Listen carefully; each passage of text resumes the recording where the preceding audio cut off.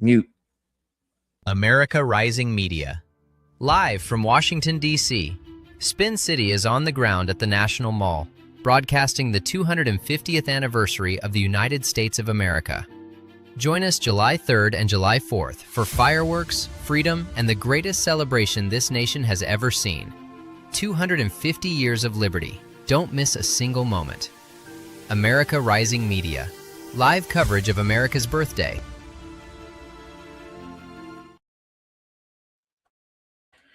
Good afternoon, good evening, good morning, wherever you may be. We have Kraut Mick and Real Talk Politics on a live debate. Is voter ID legislation needed in 2026?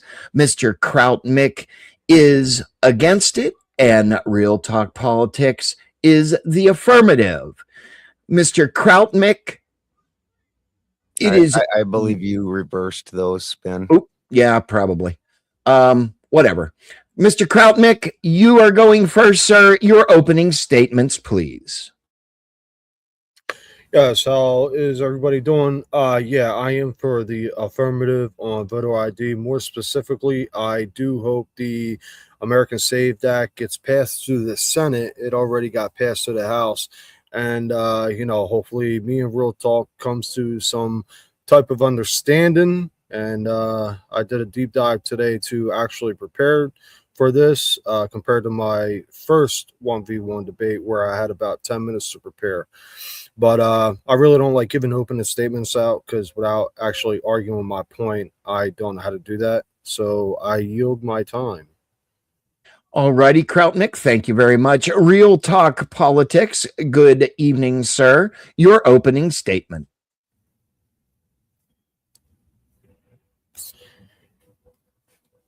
You're not coming in, Real Talk. Oh, You're muted on the StreamYard. Yeah, my bad. I was muted. But yeah, I hold the position of voter ID legislation, specifically the SAVE Act, is not needed. This is a act of ego from the president because he was butthurt over the 2020 election, and he's claiming voter fraud on a massive scale when there's no proof of that anywhere in America. So yeah, that's the position that I hold.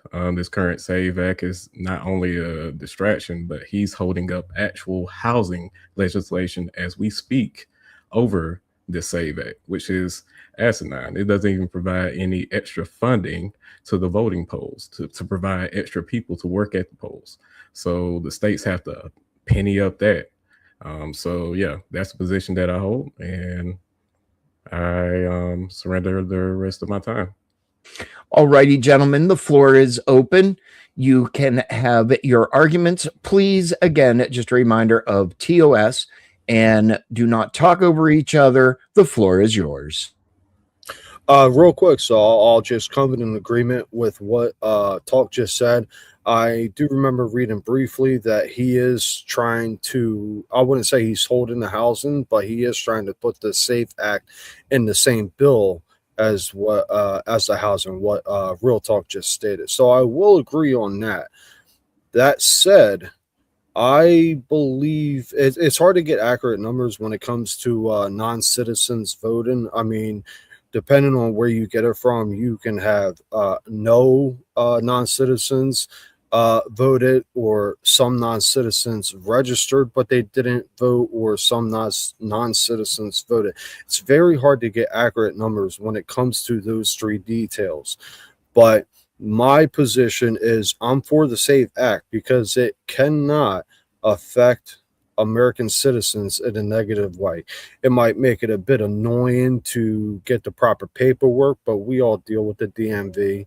We all know how that goes, and we all want a license to drive. So why not make it just a little bit more difficult for non-citizens to be able to? But am I good to go? Yep. Yeah. Okay. So my rebuttal to that is, you said that it would be a little bit more annoying. I challenge that talking point, specifically because of the fact that we're not just asking for American voters to provide voter IDs or driver IDs or government issued IDs. We're asking for Americans to provide their birth certificates and or their passports, which can cost up to $50 for some Americans. That is essentially a poll tax, if you want to call it that, for a lot of Americans having to pay to get access to vote in this country, which is supposed to be a one of those top rights in the Bill of Rights that we talk about all the time, that we want to protect at any cost, such as the Second Amendment with guns, right? I mean, I'm sorry if I can't say that here, but you know what I mean? Like, it's, yeah, that's all I want to say about that, is that it's not just annoying, it's taking money out of the pockets of actual Americans, and it also is a distraction from actual legislation that can actually help Americans, such as the housing bill that could have passed. It passed through the House, it passed through the Senate, Republicans and Democrats passed it through Congress, and all Donald Trump had to do was sign it. But then he wanted to cry because his SAVE Act wasn't passed yet.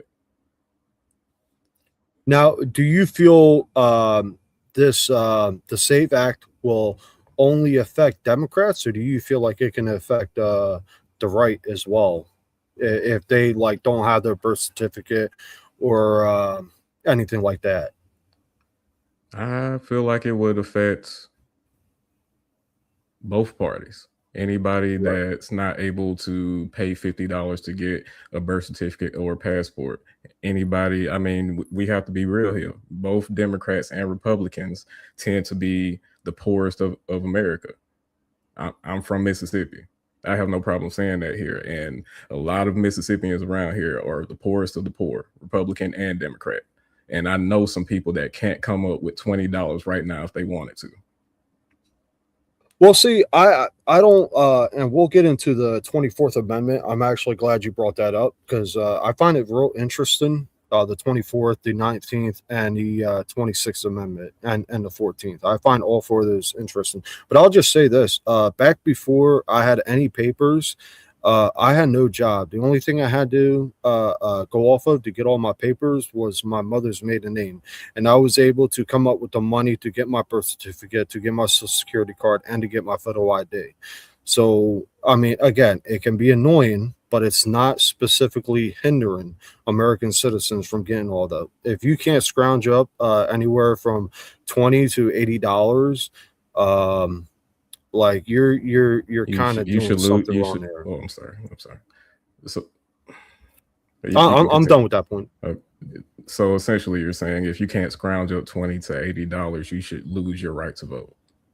Well, I'm not saying I have no problem. Well, my essentially what I'm trying to say here is that if the government wants to make it that they want to provide some type of ID for all Americans to go and vote, just a special voter card that's only made for voting, I'm fine with it, but make it free to everybody. Right. Well, so this is the thing. So, you know, I doubt all Democrats or all poor people don't have all the proper paperwork. I'm sure there's some out there on both aisles of the fields that already has all that information. Now, I'll briefly touch on the 20. Well, first I want to ask you, do you think it's in the Bill of Rights that we have a right to vote? Do I think it's in our Constitution? For sure. I would have to. So it's actually not. Yeah, believe it or not. I know it's in the Constitution for sure, though. No, it's not. So what's in the Constitution? I spent like 2 or 3 hours looking all this up today so I can be prepared. And the only valid argument the opposing team could have is the 24th Amendment. And I believe that's what we've really got to talk about. But there's no actual right in the Constitution to vote. We have things in the constitutions that are supposed to help us with the government not restricting. The 14th, you know, I know we all know what the 14th is. The 19th, I'm sure we're familiar with that, with women voting. The 24th, which isn't supposed to put a poll tax, and the 26th, which made it where 18-year-olds can vote instead of 21. Those are the four things in the Constitution that is supposed to limit the government interference with us voting. But as far as a constitutional right, there actually isn't one. And you can look that up yourself. Again, I just gave you the four restrictions that we have for the government not to interfere, but it's actually not in our constitutional right. And I'm going to call you out for that. That's a bad faith argument because, yes, the Constitution doesn't explicitly give you the right to vote, but it sets clear guardrails for it excluding the right to vote. If you get what I'm saying, there are several different cases. There are several different amendments all throughout the Constitution and all throughout precedent in our Supreme Court and the way this country currently runs to this day, saying that you better provide extraordinary proof if you want to exclude people from voting or if you want to make it harder to vote in this country. Now, I'll say this, like, yeah, we should absolutely be able to vote, and the government basically says we have a right as a society, as a collective of America, but we just have those four safeguards to protect our votes, not necessarily the Constitution saying we can vote. Now, I do want to dive into the 24th Amendment, the poll tax, because I believe that's the strongest argument the opposition can provide. And again, I'm definitely wanting to argue my standpoint on that. If you want to go ahead and state your actual objections to that. I also agree that the poll tax is a very hard point for the SAVE Act to get around if it's challenged constitutionally in court. But specifically, I want to get to the core of why are we pushing for voter ID in a country that's suffering from economic issues. People are paying more for several different things. People are suffering in several different ways. So why are we pushing for voter ID laws right now? Well, again, it's because we want to make it's almost like safeguards, like firewalls to a computer. If you got two firewalls to make sure you don't get a virus, you're hunky dory. But if you can get a couple more in there to absolutely make sure your computer isn't affected, you'll do that. Now, the 24th, the poll tax, I was reading about that today too. It's to pay for birth certificate, passport, and there was a couple other things on there I read about. I forget. I might bring it up. I don't feel like digging through my computer, but the two main things are birth certificates and passports. And that's not necessarily a tax, because tax is something that pays the government to help them run. And I guess in a way, a birth certificate does that, but not like a straight tax. It's not property tax. It's not registration tax to help clear the roads. Like, you literally pay for that if you lose it. It has, like, I don't believe it would go against the 24th Amendment. It's not. It doesn't have to be. If you have to pay something in this country to vote. Well, you don't. No, you don't have to pay to vote. You don't. So there's a clear distinction. So if you already have all that paperwork, you don't have to pay nothing to vote. And we both agree there's probably Democrats. What about the people that don't? This is a. I'm sorry, but we're talking about voting here. We're not talking about the haves and the have-nots. Okay. So we're. Do you need a photo ID to vote? Huh? Would you agree we need a photo ID to vote? Name one state in this union that doesn't already have doesn't have state ID laws that you have. Well, I think actually 49 out of 50 states have photo ID. I think there's one state that actually doesn't require it. But would you agree photo ID is necessary to vote? Would you agree with that? Yes, that's according to the prompt why I think it's unnecessary, because voter ID is already set. What about people that don't have photo IDs? Are we limited their ability to vote? No, because you can register to vote using your social security number. You can register to vote without any type of photo ID in most states, as long as you can provide other ways of proving that you're a United States citizen. They can check. They can check your They can check your signature and your actual address and your social security number. Right. But again, if you couldn't get a photo ID, and again, 49, I believe 49 out of 50 does require a photo ID. If you couldn't get a photo ID, technically you wouldn't be able to vote, right? That's not necessarily true. How would you can when you go up to the polls? That's not necessarily true. If that's why I'm telling you is that a voter's ID is just only one way that you can be added to a voter's roll, or one way that you can actually vote in most states. But you can actually be added to a voter's roll. There's different steps of this registration process. All right. So I'll ask a different question, but in the same light. Would you say at some point or another, every American citizen will have to fork out money for a type of document to make it where they can vote? Not necessarily.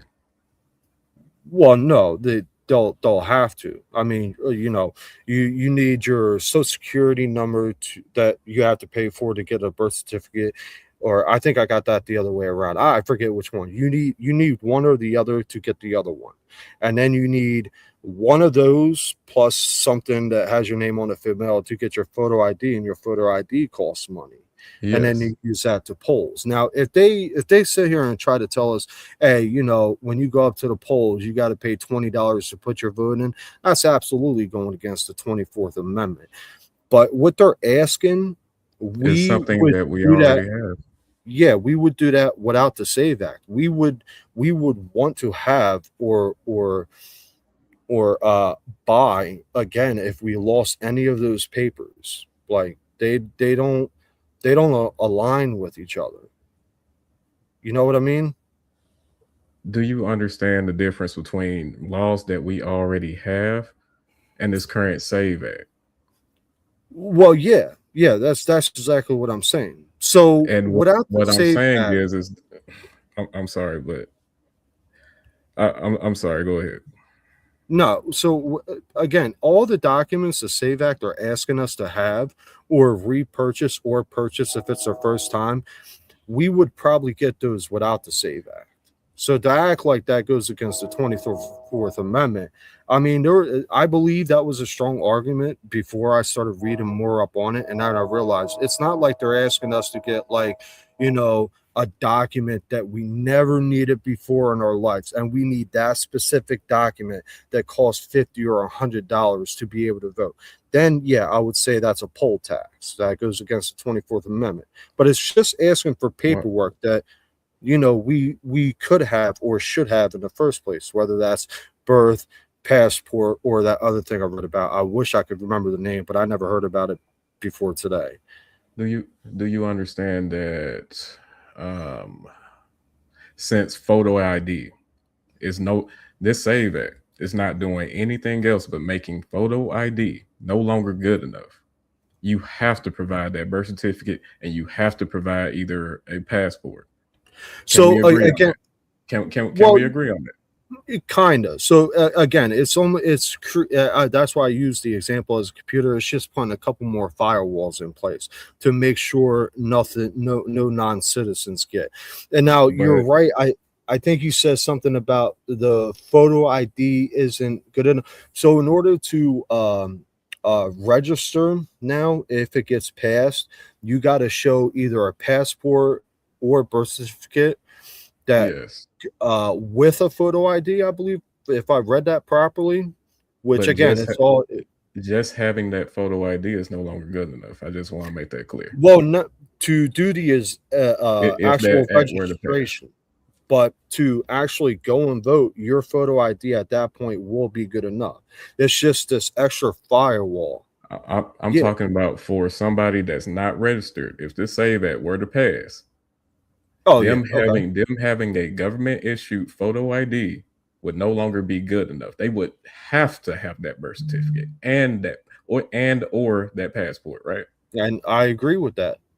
Okay. And again, that's documents you would have even without the SAVE Act. That's the change that a lot of people, including a lot of poll workers, are having with this act, because it's not even providing extra funding to these state polls.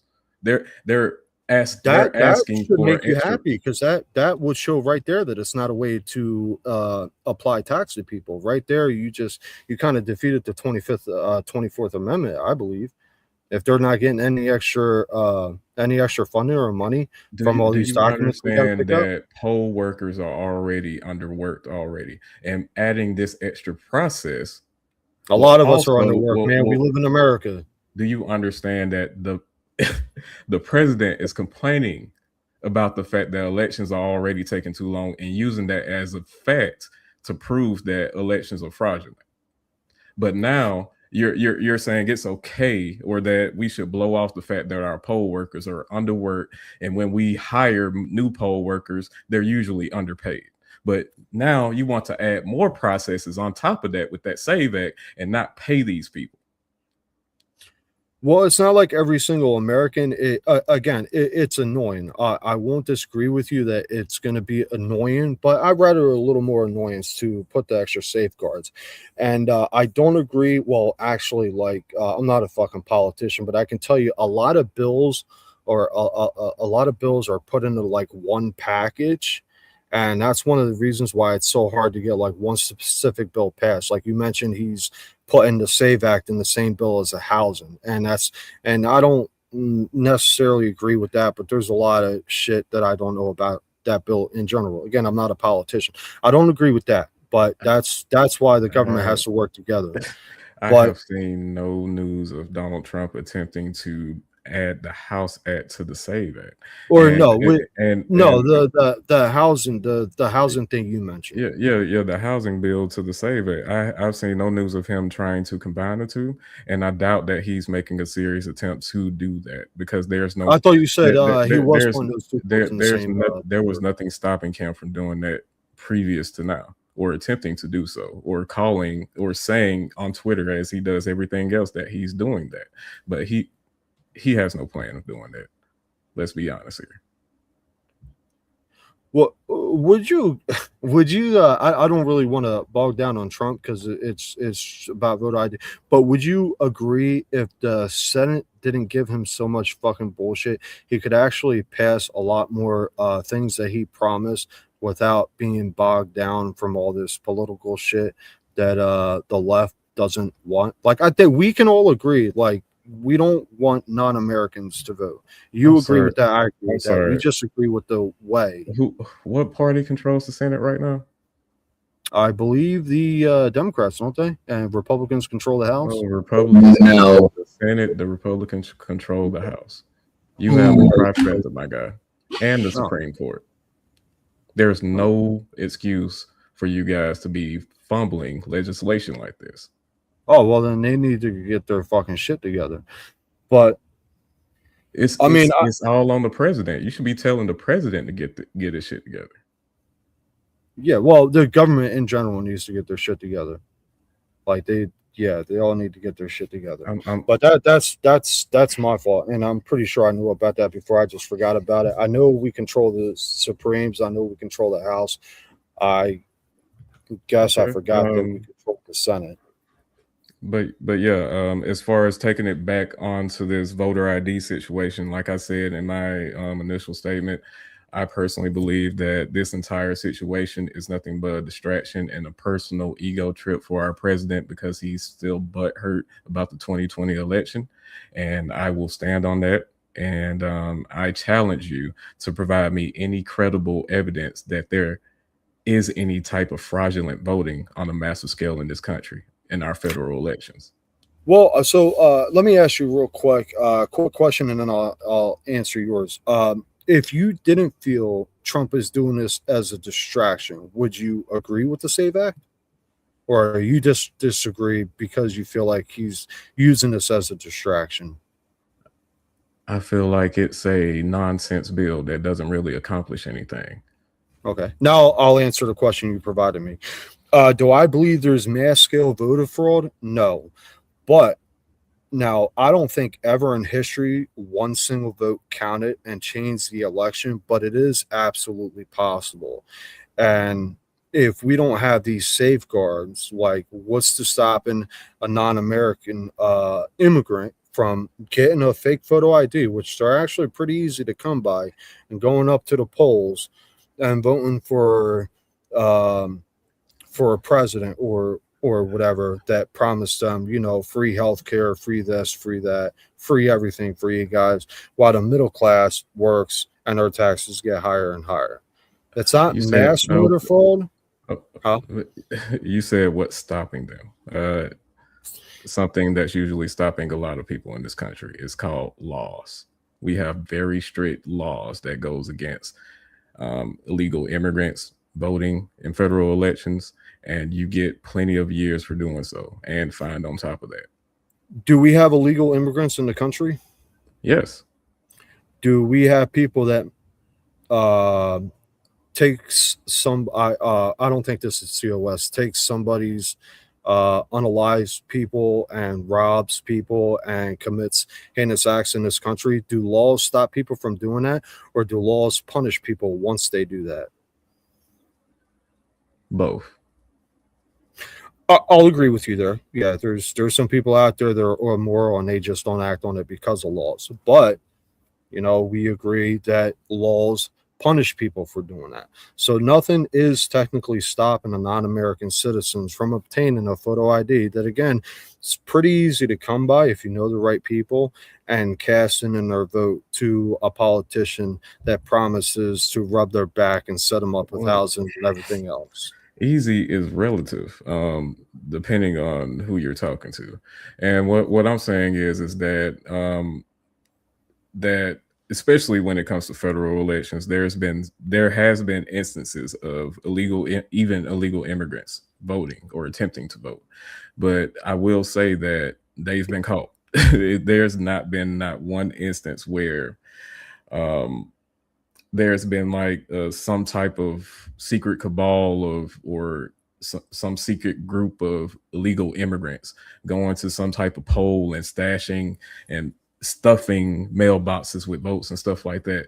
This president has stated that over and over again, that there are poll stuffers, that they're sneaking mail-in votes in the middle of the night. He's the most powerful man on the planet. Why isn't he able to provide any type of credible proof to any of that? Well, so you said there has been non-citizens attempted to vote and they got locked up, and I guess that can be proof. We'll, for the sake of the argument, we'll assume where you read that at is accurate, so that's proof that they attempted and got arrested for it, right? Now, what about the people, the non-American citizens they didn't catch and actually were able to vote? It's hard to get proof for somebody that got away with a crime, right? Where do you think most illegal immigrants reside in this country? If I had to take a guess, I would say Florida, New York, California, just to name a couple. Come on, you're missing a few big ones. Maybe PA, but I'm not too sure about that. There's not. I live right next to PA, and there's not too many non-citizens. You're ignoring Texas, New Mexico, Arizona. Oh, I'm on the East Coast, bro. I don't know nothing about Texas, but do they have a lot of non-Americans there? Everybody's talking about the Mexico border, bro. All I'm saying is that if there was illegal immigrants voting on a large scale and we're missing them, it would be on those traditional red states in places like Texas, in places like Arizona, in places like New Mexico. And I might give you California that somehow on purpose skipped over illegal immigrant votes. And Florida. I lived in Florida for 6 years. There's a lot of Florida is an extremely red state, and I doubt that they're allowing illegal immigrants or allowing them to, or looking the other way, in those types of situations. And these are red states going back decades at this point. So I don't think this is something. And I think from the Heritage Foundation, they found that there was like 35 instances of fraudulent voting out of millions. Like, yeah, this is not a large problem to be stopping a housing bill over. Why is our president crying over it? You still haven't answered my question. Well, so I couldn't tell you, and I did say I didn't agree with that, but at the same point, a lot of different bills get summed up into one vote. That's one of the reasons why people complain. Was it like 4 years ago when Trump had that deal to pull the soldiers out? I haven't read about this in years, but it was tucked in other bills, and it was kind of like a bill. Yeah, bills get tucked into one paper, several bills at once, and that's one of the reasons why it's so hard to pass them, because they might like this bill in the paper, but they don't like that bill in the paper. And I think that's stupid. I think that's something we definitely got to change about our government.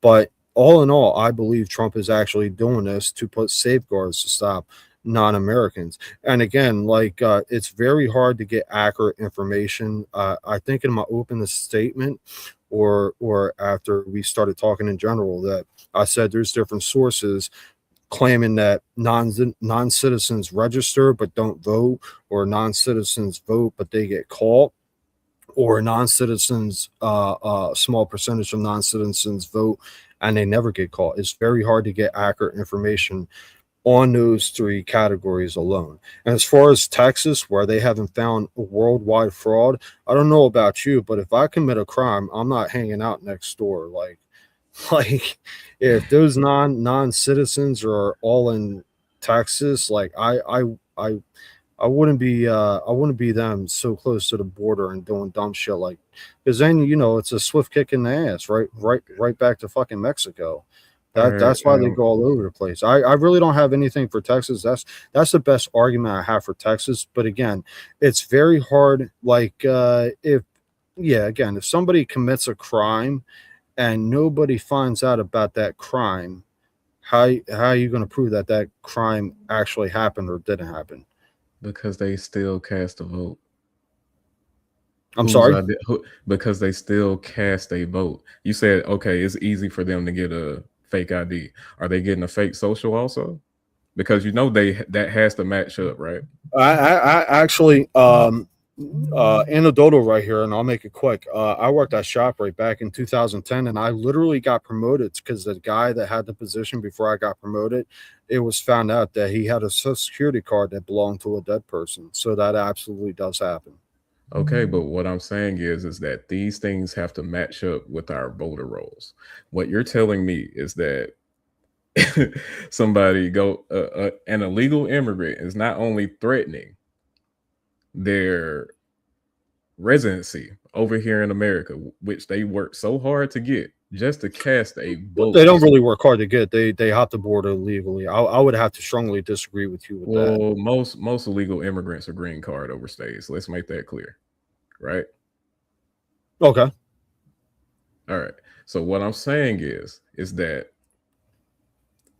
these illegal immigrants are risking their residency to cast a vote in the election that they might not even really care. Do you understand? Half of the fraudulent votes in 2020 were found to be for Trump. It was a very small number. I didn't hear about that.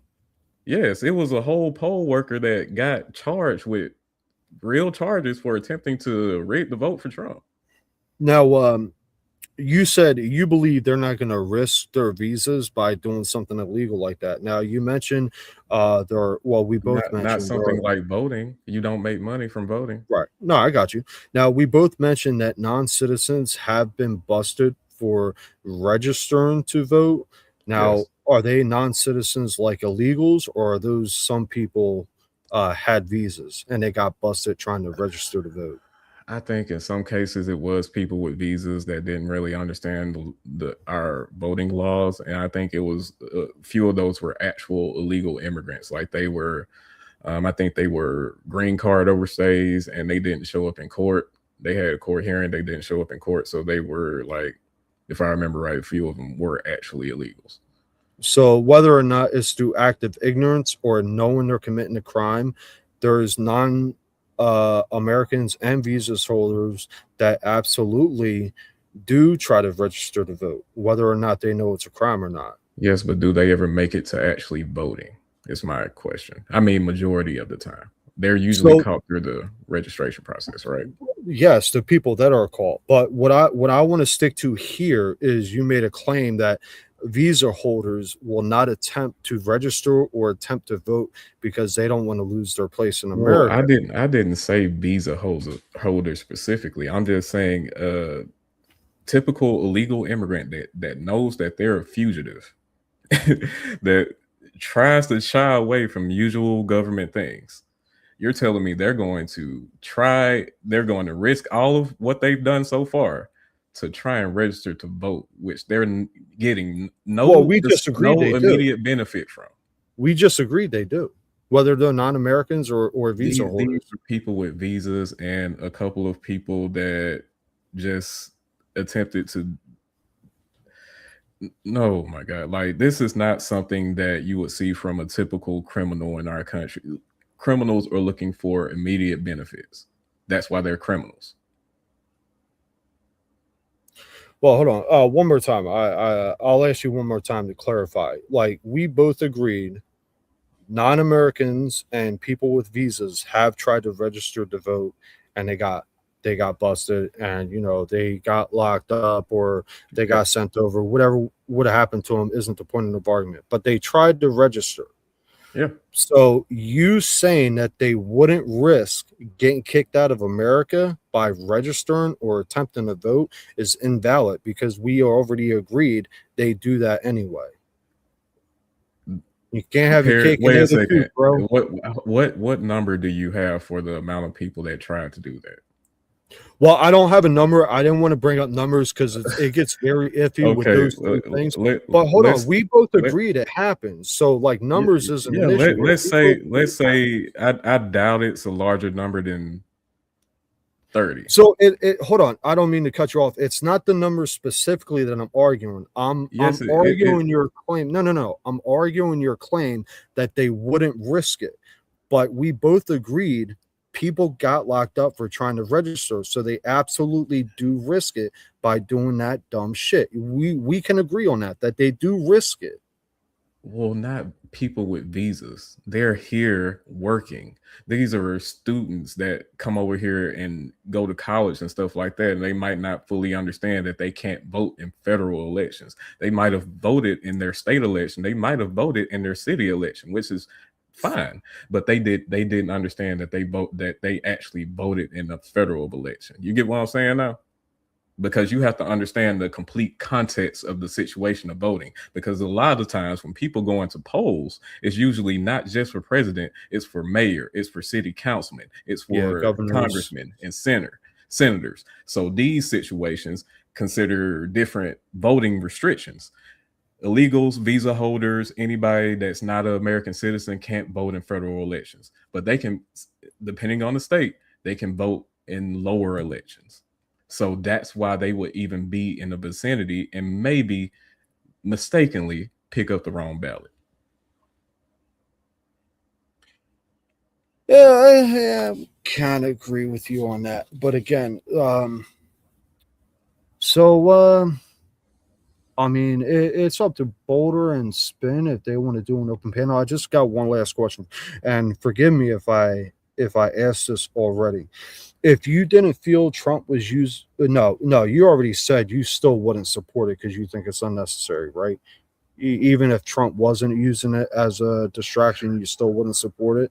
No, because it doesn't do anything. As far as I'm aware, most states already have voter ID laws in place. I think if you really care about voting and securing voting in this country, you will send funding to where it's needed to make sure that these places are able to hire people that actually want to come in to work and do their job. I would agree with that. I don't know if you have any questions for me. We're almost at the hour mark now, so I mean, you did really good, man. You made some strong talking points. Hopefully I counted them pretty good, but I mean, if you want to Yeah. open the panel, we can ask Boulder or Spin if they're okay Well, with you that. guys, Kraut, you can give your if you guys are done, you can give your closing statement. You had first word, so Real Talk gets last word. So you can throw down your closing statement, and then we will open up for Q&A. I have dropped the link in the chat. Anybody that wants to start filing into the back. Okay. All right. My closing statement. I'll make this quick. Real Talk brought some compelling things. A couple which I got to read more up about. But at the end of the day, he didn't convince me that it'll ultimately stop Americans from voting. It might make it a little more annoying. But as far as safeguards go, I'm not going to say it would be necessary, but I'm comfortable with it. And I feel like I did a lot of good talking points. We'll get the panel up. I'm sure we got oppositions from both sides that'll wring our necks out. But I yield my time. Real Talk, it's been nice talking to you, bro. For real, I'm glad you entered the Discord. Yeah, nice talking to you too. Yeah, I guess I'm. All right, Real Talks. Your final statement or your closing statement, sir, please. Oh yeah. As far as I'm concerned, I still believe that this SAVE Act and any additional voter legislation coming out of this Trump administration is a joke. It doesn't really do anything, and it'll immediately be challenged in courts anyway. And I think it's a waste of time, and I think it's a deflection from what really needs to be done in this country. And I just don't believe in any type of. I believe in voter ID laws, but if you're not going to foot the bill for providing those free IDs to everybody to make sure that they have that every actual citizen gets access to that, then I don't care about what you have to say about that bill. All righty, gentlemen, the StreamYard link has been dropped. We do have a couple people in the back. We, of course, have Mr. Balderson in the back. We are going to go ahead and play a video. Are you guys ready to meet your panel? Bring it on. Yeah. For years, Spin City News has been committed to delivering straightforward news coverage, live events, public hearings, press conferences, and stories that often receive little attention from mainstream media outlets. Our mission has always been simple: put cameras where history is happening and allow viewers to see events for themselves. Today, we have an opportunity to take that mission to the next level. Spin City News, in cooperation with America Rising Media, is working to establish a stronger on-the-ground presence in Washington, D.C. The nation's capital is where many of the decisions affecting every American are made. Congressional hearings, White House events, federal agency announcements, court proceedings, policy debates, protests, and public demonstrations all happen in Washington every day. Yet many independent media organizations lack the resources to cover these events live and in person. We believe Americans deserve direct access to these important events without filters, spin, or selective editing. Your support will help us send reporters, camera operators, and live stream equipment to Washington, D.C., allowing us to provide real-time coverage of the stories that matter most. Funding will be used for travel expenses, lodging, transportation, media credentials, professional broadcasting equipment, internet connectivity for live streaming, and operational costs necessary to maintain consistent coverage. Unlike large corporate media organizations with extensive budgets, independent journalism relies on the support of viewers who value transparency and open access to information. Every contribution, regardless of size, helps us place cameras in the rooms where important conversations are taking place. With your help, Spin City News and America Rising Media can expand independent reporting, increase government transparency, and provide viewers with unfiltered access to events happening at the highest levels of government. This is more than a fundraising campaign. It is an investment in citizen-focused journalism and the principle that informed citizens are essential to a healthy republic. If you believe in independent media, government transparency, and direct access to the news, we ask you to join us in this effort. Together, we can bring Washington to the people. Thank you for supporting Spin City News and America Rising Media. Every donation makes a difference. As the owner of Spin City News, it is very costly to do things like this, so your support will be greatly appreciated and welcomed.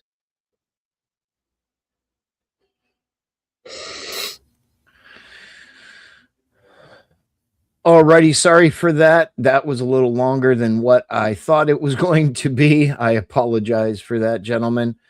We have Nova Star. We have Hard Talk Toasty. We have For the Win, and of course, our resident constitutionalist, Mr. Clay. Good afternoon, good evening, everybody. We will go to the Q&A part of this. We are going to start from right to left. Miss No or Hard Talk Toasty, your questions for the panelist, sir. Yes, sir. I'd like to ask real talk politics. What exactly about the Save America Act do you find to be totally useless?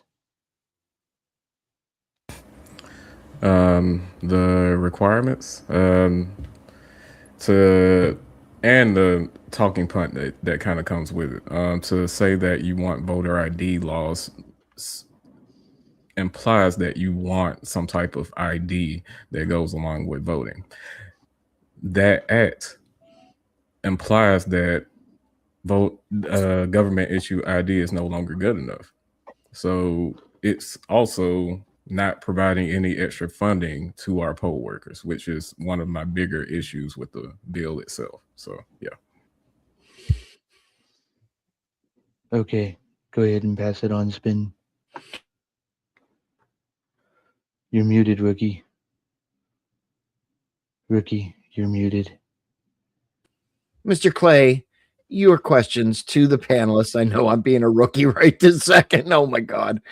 Mr. Stop Clay. such a dumb fuck, and I won't have to call you a rookie, okay?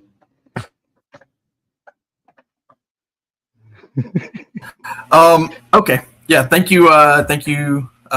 Ben and Spin, for hosting this debate. Certainly, voter ID is always a good topic to talk about, and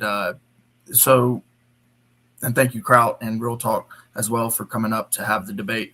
My concern here is going to be hinging on the Fourth Amendment. Okay, collection of data. Now we see it all over the place. People are talking about data centers. This is also a thing. Other forms of data collection have taken place in the past. You've got the national database for the DMV.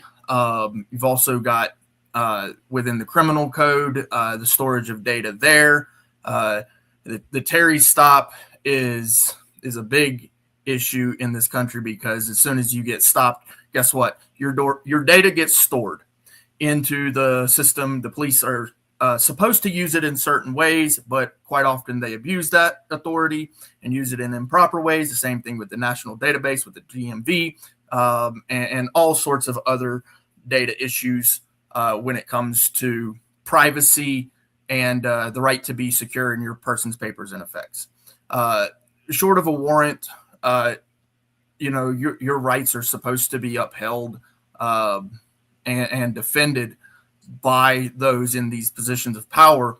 So my question for you, Kraut, is with a voter ID established and no tax to essentially create systems of security for the people, because even though, yes, it is possible for the states to be able to take your vote and put it into a secure place, the stored data of who voted is not stored in the same place. It's actually separated.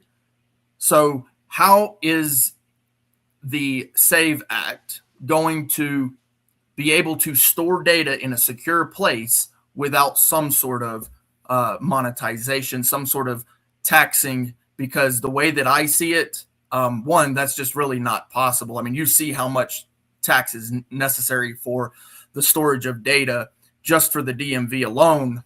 But then also, privacy is a big issue. It's a tradition here in the United States that we should be able to be secure in our person's papers and effects. And a lot of people see a lot of problems with certain storage of data as is already. So that's my question. Essentially, how is the Fourth Amendment protected? How are people's persons, papers, and effects protected when they go to the polls? Not necessarily when they go to register, but when they actually go to the polls. Real quick, what is the Fourth Amendment? Not too familiar with that one. Yeah, so that would be the right of the people to be secure in their persons, papers, and effects. Essentially, your person, right? Nobody can touch you, even the cops, unless there's a crime being committed. And this would be, with a warrant. Essentially, a warrant would need to be issued. Now, the Terry stop has lowered the standard to RAS, reasonable articulable suspicion. But to put that aside, also your papers, and the same thing applies there. And then your effects. So even your camera, your car technically is supposed to be an extension of you. The idea of you and your persons being secure. The Fourth Amendment is for that, and then the Third Amendment is actually for your home. Right. Well, okay. I think I remember what the Fourth Amendment was. I just forgot it was the Fourth. Are you arguing the SAVE Act will make it where the government knows everything about us, essentially?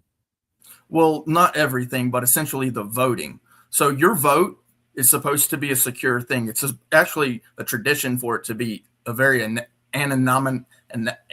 Yeah, back in the day, nobody told other people what they voted for. Right, because what happens is, let's say that the data is being stored. Okay, let's say that we put the pile of who voted over here, but then who they voted for is supposed to be over here. Well, if you start putting those piles together, you get to find out who voted for who, which means that now somebody comes and gets a knock on their door. You see where this is going? Well, it can't. Damn. I don't have a definite answer for you, and I try not to answer questions if I'm not sure about it. But can't they do that with regular poll votes anyway? Like, what's the difference between actually voting and going to get the registration if this law is passed? Okay, so the registration to vote, essentially you are just signing a document stating that you are legally allowed to vote, right? They store that data in a certain place, but there can't be a poll tax, right? So because of the 24th Amendment. So they can't actually charge you for that registration. But then also at the poll itself, they can't charge you a tax for that, right? So there's nothing in the tax code allowed in the states or in the Fed. Okay. It's just simply not allowed. And so because of that, you basically have to offer this for free, but you also have to secure the data for free. For nothing, right? The government is doing this. Essentially, they are still serving, right? They're not getting paid for this. We're not paying them. It's not allowed, essentially, by the 24th Amendment. And so the data must be stored separately. And because it's stored separately, right, now you have two separate piles of data. One, the vote itself, which, okay, we say 200 people voted for this guy, 300 people voted for that guy. That goes into a pile. That's storage data. Okay. Then you've got a storage of data that is who is registered to vote. You are not allowed to mix those piles together, because if you do, then essentially somebody comes and knocks on your door and says, hey, heard you voted for that guy. Right. And there's a reason for that. That's a protection. It's a security for us, the people, privacy. Right. It's to be secure in the Fourth Amendment. Right. So all of the 11th through I think it's like 28 amendments are actually supposed to be tied back to the first 10. They cannot exist without the first 10. Right. And in fact, the truth is that the way that the Constitutional Bill of Rights is set up, each one piggybacks off the other. So the second piggybacks off the first, the third piggybacks off the second, so on and so forth. I know I've done that spiel before. But the idea here is that the Fourth Amendment is the key to the protection of your data, your privacy, your persons, your papers, your effects. The person that you voted for, nobody has a right to know who you voted for. Nobody. You get to choose that. And nobody can influence that except for through, basic, lobbying or commercialization, just talking, advertising, that sort of thing. No, unless you want to volunteer that information, it's not allowed. So I think I have an answer for you. Yeah, nobody should know who we're voting for. and you feel the SAVE Act will make it easier for that. But is this just speculation, or do you know that's what's going to happen? Well, I know that there's a cost to securing data. And so with no cost, right? And who's gonna pay for this? Number one. And number two is that oopsie, the data got released, and then you get a knock on the door. It just doesn't sit well with me. Well, yeah, I have no definite answer for that. I would have to look more into that. But as of right now, we would have to agree that is speculation because we don't know the ins and outs of it. But that's a very good fucking argument, though, Clay. I'll give you that. Real quick, somebody in the comments said, "Oh, Clay knows the Fourth Amendment. Bravo, that's my boy." Clay knows basically all the fucking amendments, bro. Like Clay's good on that, bro. Clay's really good. I appreciate that. Yeah. You know my concerns, but then I want to make sure that I get real talk in here on this as well. How do you feel about what we were just talking about the data storage, the privacy, the anonymity, the ability to vote without people getting a knock on the door? I'm sorry, I was muted. Personally, I think if we were interested in protecting privacy in America, that was pretty much went out the window the day social media was invented and smartphones. But as far as like what we're seeing out of this SAVE Act and what we're seeing out of this administration, the need to gather voters' information, the aggressive action on some of these state level, because we all know that the states traditionally take care of all the voting related things within their borders. So this is the federal government pressing down on states to get their voter data. That hasn't really happened in current day, politics. So that's very concerning. I hear what you're saying, Clay, that yeah, that's something to kind of pay attention to, because when the federal government is starting to demand voter data that they never demanded before for reasonings that hasn't been proven, you have to start asking questions and start lifting the blindfold over your eyes. You get what I'm saying? Yeah, no, I get it. And that's kind of why I wanted to bring it up, the privacy issue. The DMV already stores massive amounts of data. That's a cost to the American people. We actually have to pay for that data storage. And so, yeah, it's a concern for me. Yeah, I mean, that's pretty much what I got. The big concern for me is the privacy. Yeah. All righty. Thank you, Mr. Clay. Nova Star, are you here? It is your turn to ask questions to the panelists. 5, 4, 3, 2, 1. Mr. For the Win is powdering her nose. Yeah, she's powdering her nose or taking a shit. For the Win, your question and answers, sir. Yeah, before I get to that, I just wanted to expound on what Clay was just bringing up here. So, Clay, I do believe they already know our data in terms of who we already voted for. Like, this is record that the RNC DNC already has. So what is it that we're already, what more is it that we're giving up in a sense? Because heck, I can even go and look up online. I can put in my name and date of birth and it tells me everything I voted for, what election, everything.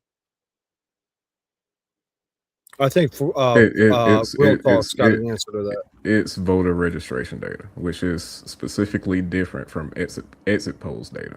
They're getting access to the voter polls, the voter registration rolls, and all those different things for people that didn't necessarily vote in that specific election, and they're keeping track of these things. They're telling states that, hey, you might want to get rid of that person or kick that person off of the registration polls. So that's the concerning part. Like the 140-year-olds that are voting. No, we should kick those guys off, right? 140-year-olds that are voting. But I challenge you to prove that is happening on the large scale in this country in federal elections. And that's the interesting thing, Real Talk, is that it doesn't have to happen on a large scale. they have Mike Lindell's group and everything. They've shown there's over 120 different ways that they can traffic a ballot. So every one of these different ways, you don't have to do it in large scales by any means whatsoever. But by the time you do it 120 different ways, yeah, it definitely influences these elections. You're talking about Mike Lindell, the My Pillow guy, right? Absolutely, yeah. Okay. Like he's been after 2020 since 2020. Wait a second, and he told you it was how many ways to traffic a ballot in this country? Over 120 different ways. And what type of research did he cite?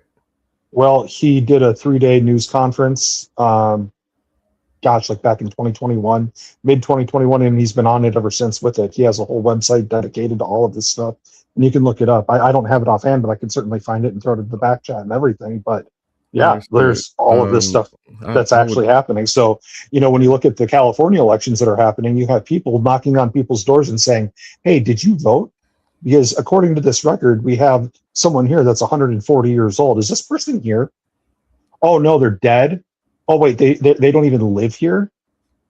So there's all these instances of it. So have you actually looked into these situations? Because I'm not going to. What's that interview guy that went into Minnesota and ran into those random daycares and asked Nick Curley? Ran to the random daycares and asked to see random kids like they were actually going to do something like that. That's crazy to me. But I'm not following. And that's just the point.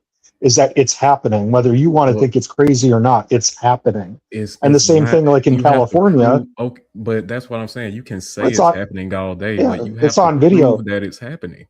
Yeah, they have it on video. They actually went and knocked on these doors and they actually interviewed these people. Okay, and were James O'Keefe did it, Cam Higby did it in California, and they asked all these people. They have shown the actual list that they get, and they go to an empty, deserted parking lot. And they said that there's 40 people registered here. What list? They have the data. They did it on the video. If you just go watch the video, you'll see it for yourself. What data are they using to pull up to these people's houses?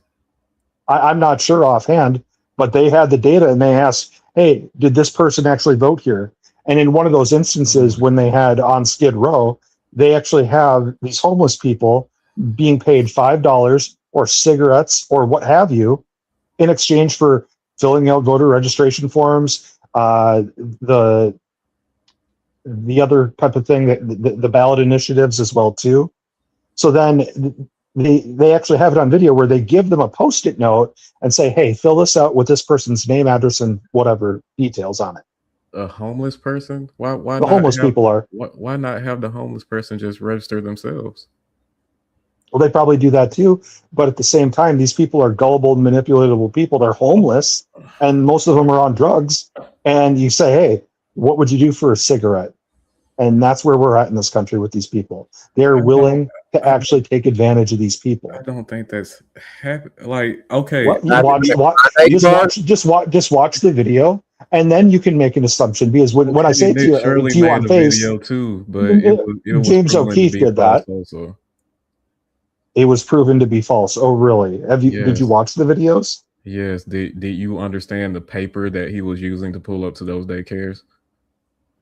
Do you know what research he was using to pull up to those daycares? I'm sorry, but as far as when you have Somali-ran daycares, no one comes to the door and there's not a child in sight.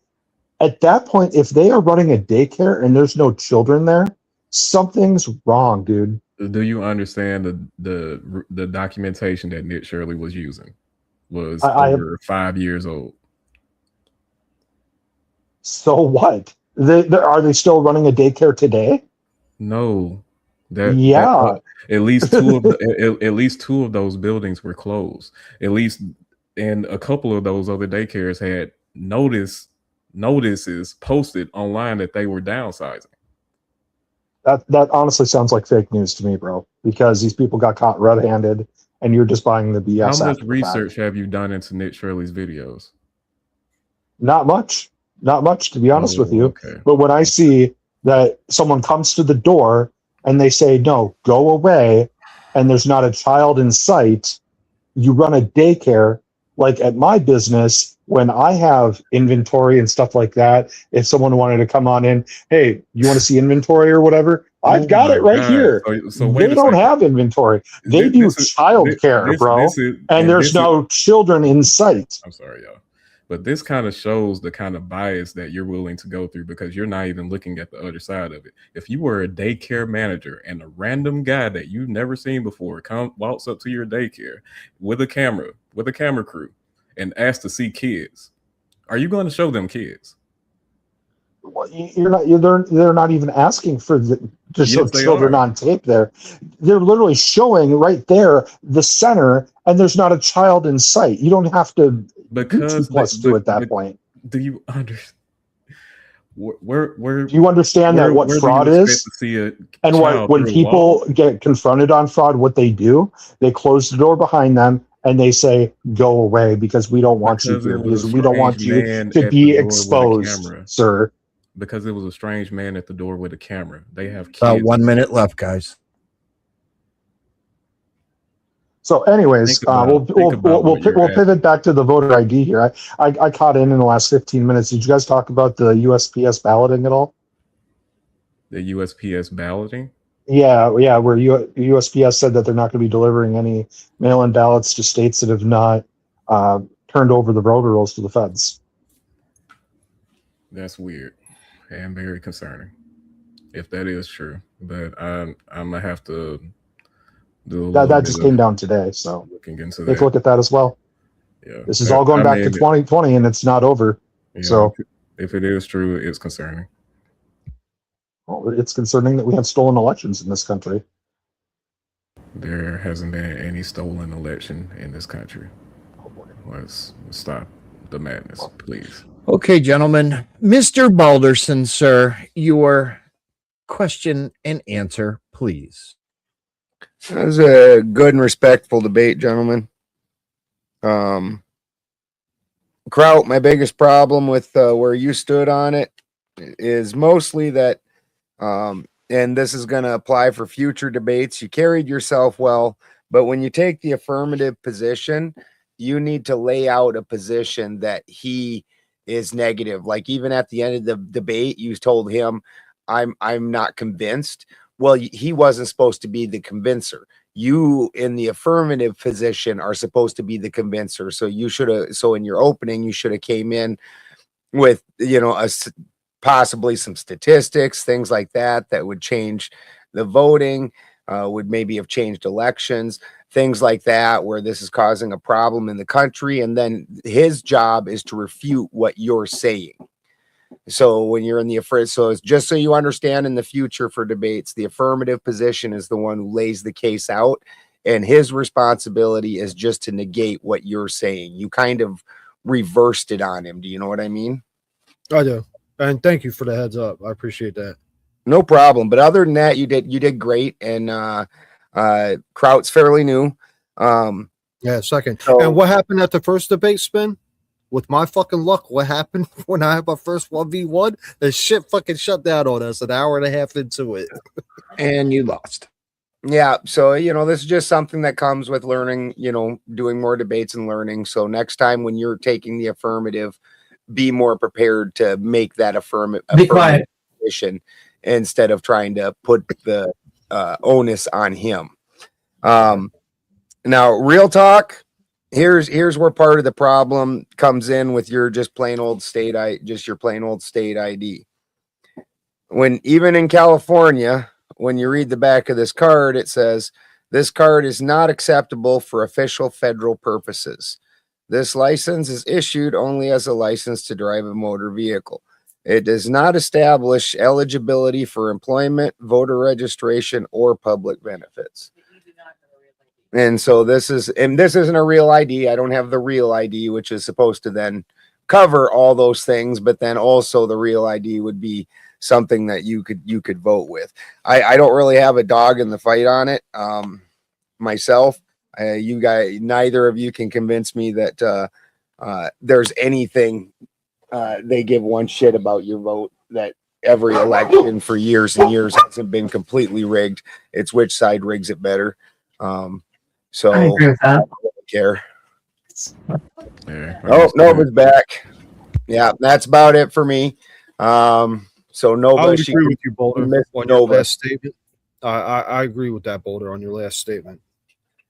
Yeah, we could, if you wanted to disagree with me on it, we could cite quite a few examples, like most recently the Bernie Sanders. And this was a primary, it wasn't in the federal election, but it just goes to show that in the Bernie Sanders case, they took that to court. In court, it was said right in an open courtroom that yes, the DNC cheated, put Hillary Clinton up as their candidate, but that because they're a private corporation, they are under no obligation to take the voters into account whatsoever. And if they want to choose their candidate in a smoke-filled back room, that shit was said in court, in a smoke-filled back room, that is their choice. And so this is what you get out of the RNC and the DNC. Every third party candidate that was serious, they've made serious rules after that in order to make sure that they can keep those people out, to the point where Ron Paul met all the requirements. They still wouldn't let him on the national stage because the RNC and the DNC are the most corrupt fucking companies in the fucking country. Nova, on you. I pretty much agree with everything that he said on that. It's the truth. There's nothing but rigging and all this bullshit behind the veil of corporations and organizations. And then we, the people, we stand around thinking your vote really fucking matters, when in all honesty, it's the electoral vote that matters. You're just the popular vote. You're under this guise that, oh my God, I'm going to get out there, I'm going to do this, and I'm going to be patriotic. Okay, well, that's great. But at the end of the day, they don't give a shit about what you have to say. And they prove it every single day. But for me, where I stand on it is, the laws need to be upheld. And I'm really sick and tired of them making all these bylaws to bypass our main laws, which is the Constitution, which my relatives put into there. You're all welcome. You may kiss my feet. No, I'm just kidding. To which you live and govern by. And I'm really fucking tired of them abusing it. And then they bring in all these illegals and all these other people who already live in a socialistic or an iron fist. And then they turn around and they get them to agree to whatever it is that they want with their new slave laborers, So I'm tired of it. The laws need to be upheld. We need to have everything in place. And if you don't like it, too damn bad. Because as far as I'm concerned, the left, excuse me, I was drinking something. The left, they just want to have a whole nation of no laws. That's all they want to do. I'm done. All righty. So we will now have DJ another little grift, and then we will open the panel.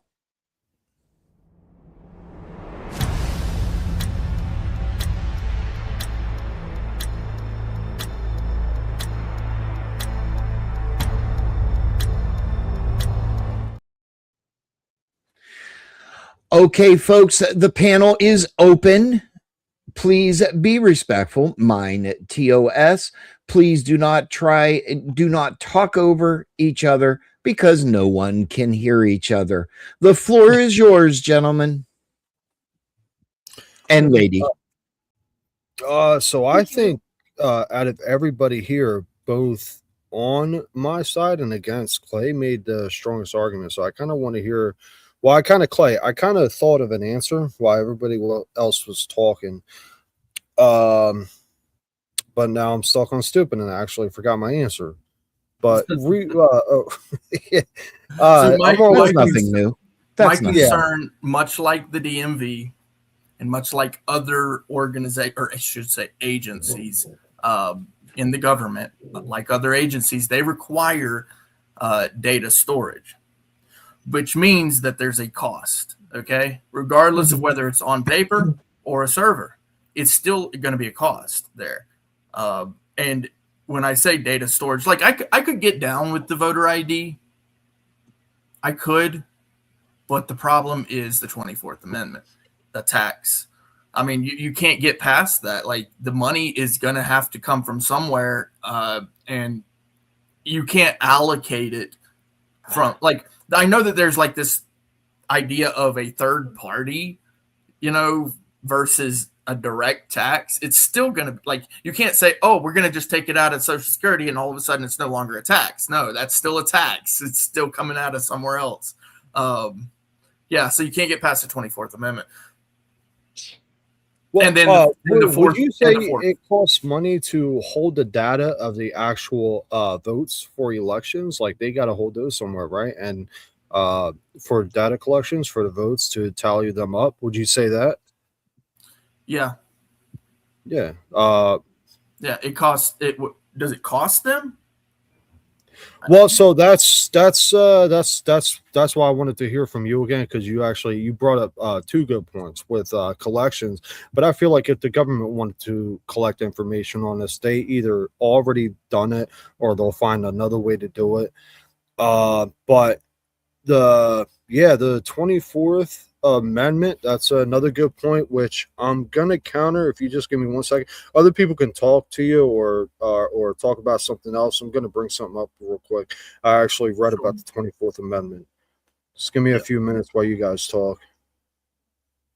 Yeah, so while he's looking that up, so one of the things is filing, right? So essentially, whether it's on paper, which costs money, or in cybersecurity, whether it's behind a locked door or whether it's in a secure data center, it doesn't matter. It's still going to cost, lots of water cooling, or data storage, whatever, however you do that.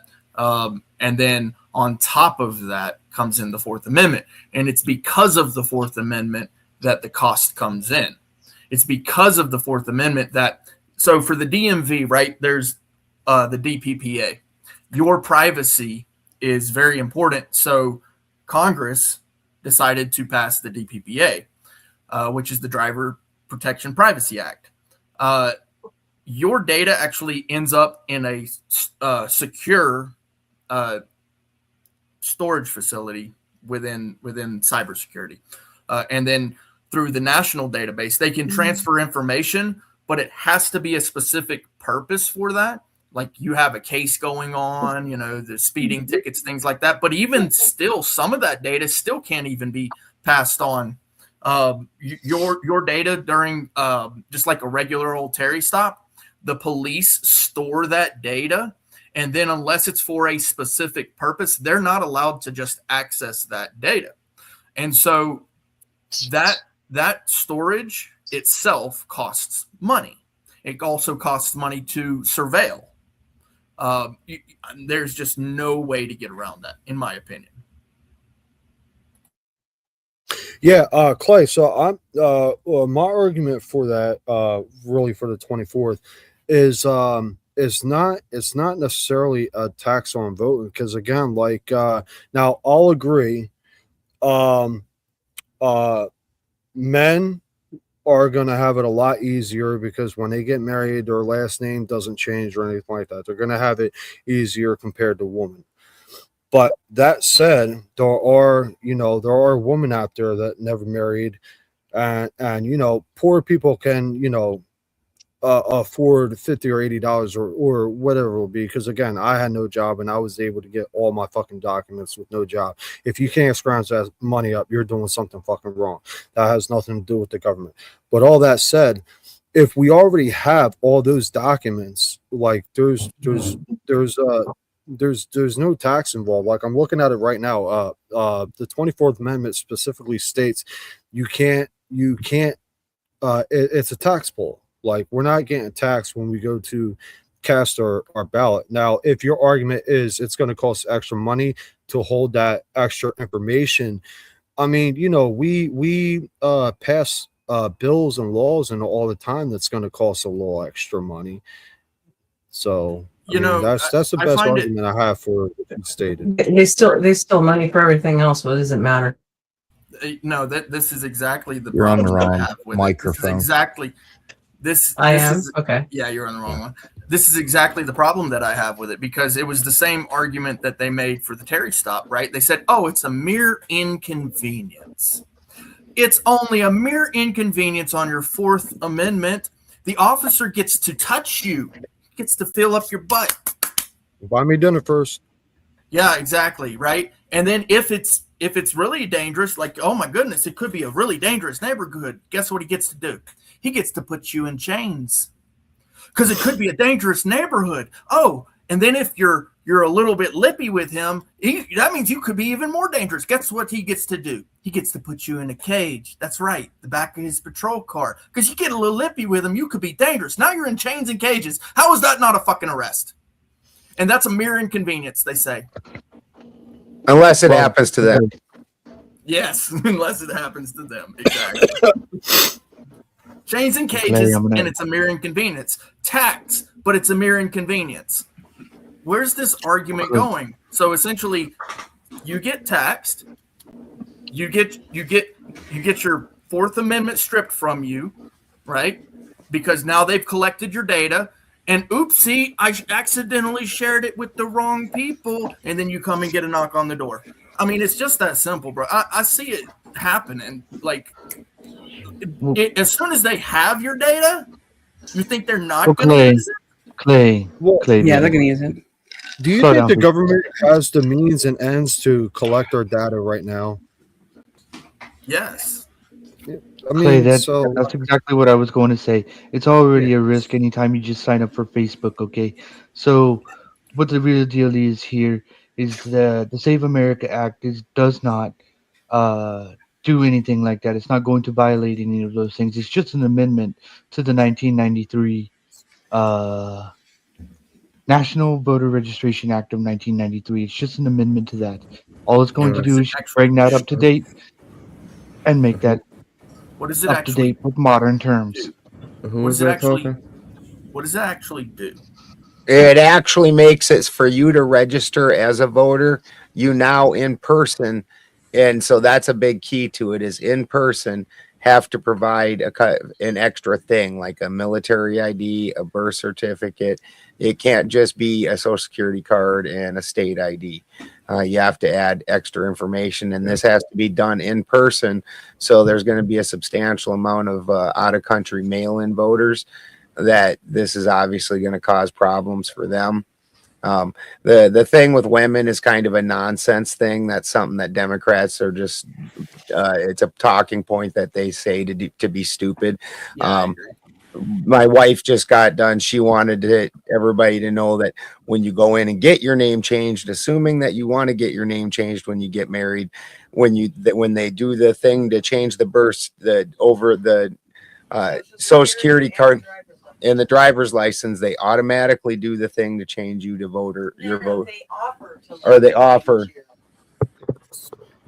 They give you the form right then and there to change your name on your voter registration or to register to vote in the first place. Well, the problem with that is that if that name on your voter roll doesn't match your birth certificate, the save. Well, you understand that. You understand that. It's going to be done right there. Written there, real baby. Right then and there while you're changing the forms because you've just gotten married and you're going to go in and you go in and get a new driver's license, new social security card. They also give you a voter registration if you want, so you can change all of these things all at once and you're good to go. Does it change your birth certificate?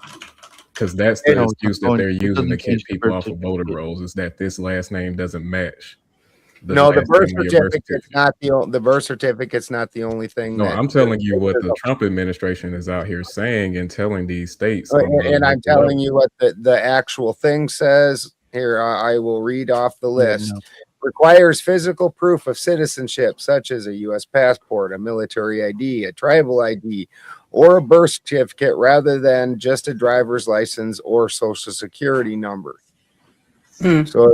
So you have to have that matching name, that new married name, on either your passport, birth certificate, or military ID. Once again, they give it to you all, and this is my wife telling you, because I mean she did that. She went through this procedure, and they give you all those things and let you change them all at once. So this myth that the Democrats have went out to get everybody drummed up, it is. It's propaganda that the Democrats have done in order to get everybody's emotions drummed up. What Real is saying is we have some really crazy arranged marriages in this country is what he's saying. We arrange marriages at birth. That's how that matches up then, right? No, Are you really serious, bro? A birth certificate's name is going to match a marriage name. Come on, man. No, what I'm saying is that the SAVE Act is one at a time. Well, all I'm trying to get here is that if a woman that's interested in being married doesn't already have a passport, doesn't already have a military ID, all they have in this equation is a birth certificate, and she gets married, and you're telling me that there's an option to change that last name on that birth certificate? No, there's an option to change your voter registration right then and there when you do all the rest of the paperwork. Okay, can I bounce off of that real quick? This Trump administration is using this SAVE Act to say this last name doesn't match what we see on this birth certificate. So therefore, we're going to throw this name on the voter rolls in question. Let me ask you a question. Why is that a problem to begin with? I mean, if you're going to go buy a house, buy a car, or anything, and you need to get finance, all your shit better be in line anyway. So why is it a problem? How slow are government notifications? It's the Fourth Amendment. It doesn't matter. It's not it's that done. slow. You have to have the proper identification to get it done to begin with. It's putting more red tape around voting. This is a legal process like any legal. It's a legal process like any legal process. What's the difference? It's for no reason. It's asinine. No. That's just because you want to have no law. Have ID requirements to register to vote in 50 of our 49 states. Yeah, well, you know what? Then if you're not a citizen and you don't have all your identification placed, then I guess you don't get to vote. Now, do you? That's already the case. Fourth Amendment? Also, Really? real talk. Yes, it is. I want to ask you a question, real talk, just to understand. Are you saying this bill, if passed, can affect married women, females, because of their birth certificate not matching their last name when they changed it to their husbands? On the voter rolls, if that last name doesn't match the birth certificate on the voter rolls, then the way the SAVE Act is set up, the federal government can throw that name on the voter rolls in question. It's already going to be changed over. Or ask the state are more likely to get married anyway. Benefits too now, doesn't it? Huh? The Conservative Party will be more affected by this bill from your standpoint than Democrats, because we're more likely to get married anyway. So I don't believe that's a good. That's an asinine. Absolutely, Mickey. That's absolutely correct. I don't care about partisan when it comes to this. I care about possible to vote. The Democrats argue that's one of the reasons why Trump is trying to pass this bill to put voter suppression on females and minorities. No, I think it's purely because of a distraction, and he's butthurt about 2020. And can't. Well, that may be, but I mean, he's wanting to make it harder for the next Republican to win. No, he just can't. I think Tosi understands where I'm coming from. If the Democrats want to argue it's a way to suppress female voter, then that's fucking counterintuitive, because Republicans are more likely to get married, which means Republican females will feel that effect more and have to go through a couple extra hoops. Republican females are the highest voting bloc. These tariffs affected Republican people also, but he does it. He does things that affect Republicans and Democrats in the negative way. He's been doing that for the past 2 years. It's not negative. You're making it negative. It's not negative because you don't want to have any laws to apply to you. Inflation in this economy. Oh, bullshit. Now, again, Clay's the only one that came on here with the strong it's simple statistics. Well, I have another portion to that as well. So what's to stop me, from bringing in a fake ID? You can't store that data, right? You're not allowed. Well, I already mentioned fake IDs. They're actually pretty easy to get. Even again, anecdotal. I try not to use. Go to Griffith Park. Right. So if I bring in a fake ID, right? Essentially, you're not allowed to store that data at the poll. Okay. I still get to vote because I'm an American citizen. Just might be an American citizen who, for some reason, I don't have an ID. Right. I'm an American citizen, so I go and get a fake ID. Right. I'm actually legally allowed to vote, but the data that you're storing, you actually can't store the data, by the way. You on the federal level and the state level don't have the means to actually store that data without a cost. You still can't get past the cost, right? The actual storage is already going to be there, Clay. Well, let me ask you a question, Clay. Let me ask you a question. All right, so I support the SAVE Act bill, and I'm going to do more research for your 24th talking point, but this whole collecting data doesn't make sense. But I'm going to try to argue the 24th. So the SAVE Act is effectively helping to stop a problem, regardless on how small it is, to not exist in the first place. Now, let's say you're in a city and you got a bridge tore up. It's been like 50 years since it had any type of repairs on it.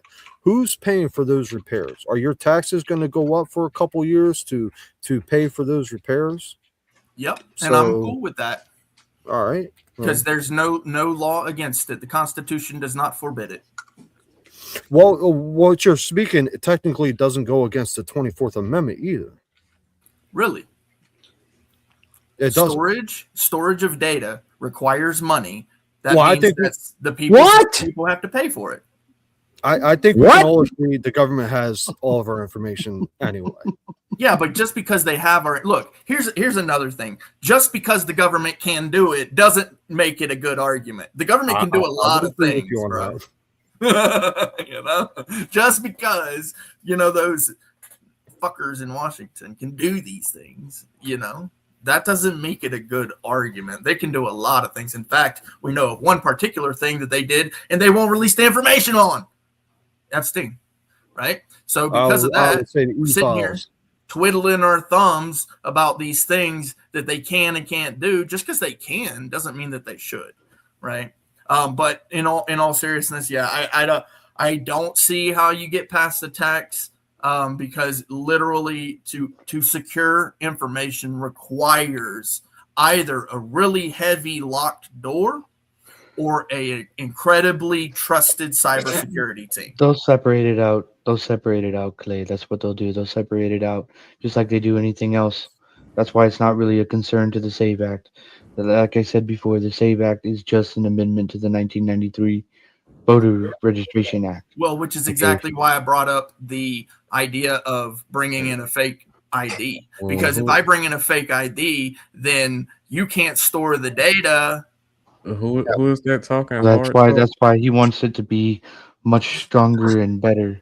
That's why he's making an amendment to the 1993 Voter Registration Act. Because of that concern right there. Hard talk. Will you acknowledge that the SAVE Act doesn't just add on more requirements to the registration process? It does allow the federal government to ask for certain data from the states, right? It can. Because that's just the state it right. authorizes the federal government to pull that data from the states, right? Yes, because that's just the natural right of the states to begin with. It's a natural right of the states, not the federal government.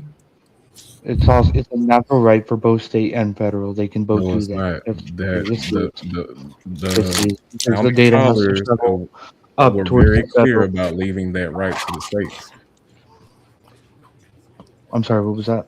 The founding fathers were very clear about leaving that right to the states when it comes to running their own elections. Yes, but they have to compile the states have to compile that data anyway to begin with and hand it up to federal, so the federal can There's nothing in the Constitution, Bill of Rights, or anything else that says that that is a because that was an requirement. amendment in the 1863. No, it wasn't. Yes, it was. That wasn't a requirement. Yeah, the states are actually forbid from actually giving polling tax as well. Giving the federal government control over our elections, especially state level elections, is a very slippery slope that I don't think many people want to go down.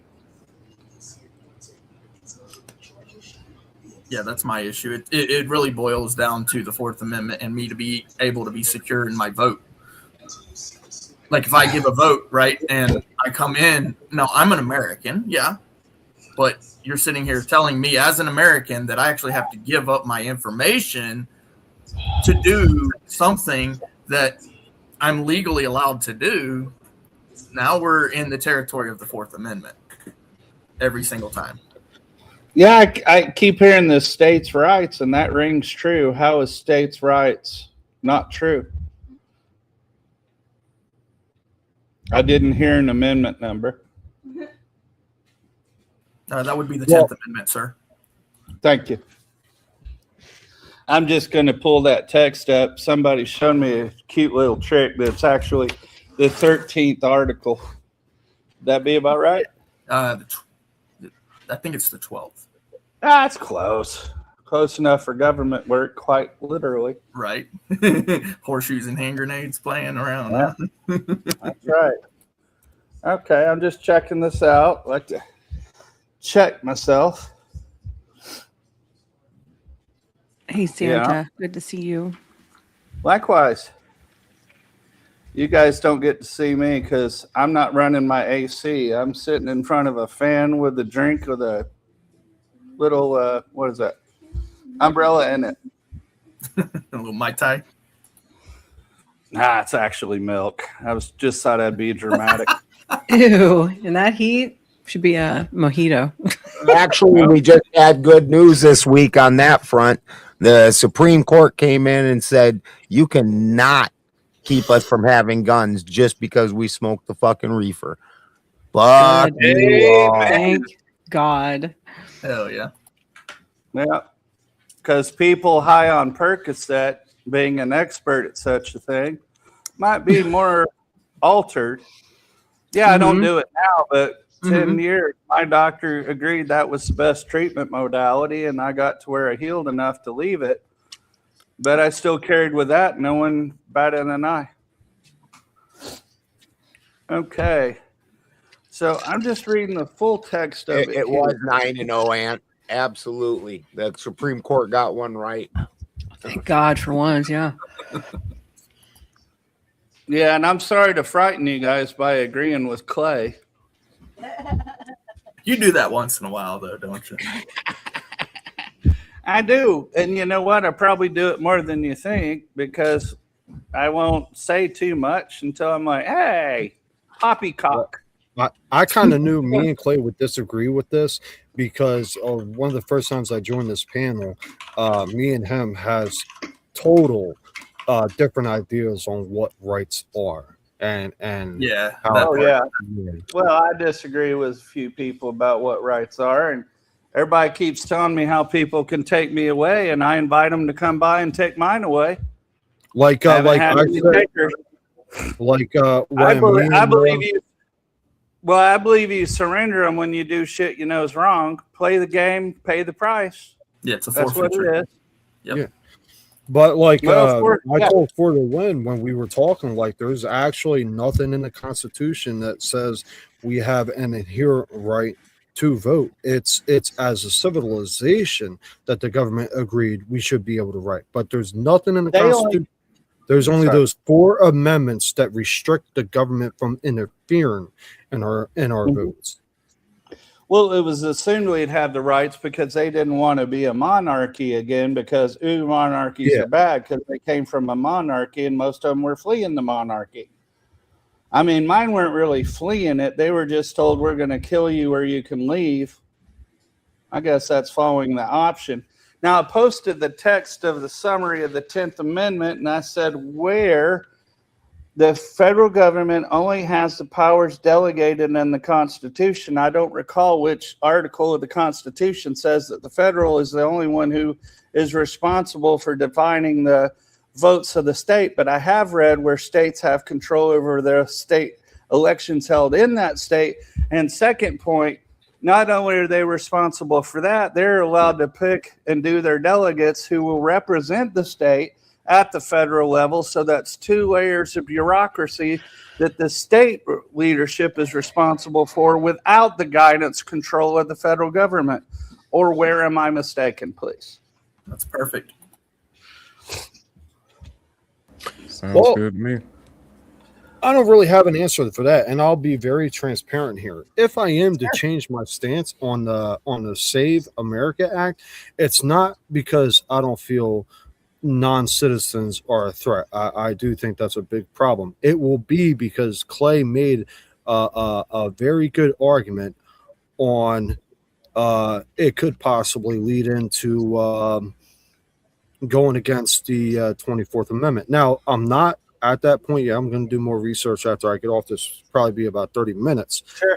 But that's not. Yeah, non-citizens aren't going to be the reason I change my mind. It'll literally be because of the the one argument, Clay, the one argument you brought. Yeah, and just to be clear on that too, there isn't a tax currently, right? And this is why I appreciate what Real Talk said, which is that it's a slippery slope. It creates a slippery slope because what it does is it presents a system where you actually have to present an identification. Now, that identification, of course, has to be stored if it is to be treated as some type of verification. Without the storage of data, there is no way to verify it. And because you need to verify it according to these backlogs, like Social Security goes with the Social Security, okay, you're the right person. Driver's license goes with the driver's license, all right, you're the right person, so on and so forth. Now we're talking about the Fourth Amendment and the ability to be secure, which means that some type of storage has to happen. That's got to be paid for. Now you're getting into the 24th.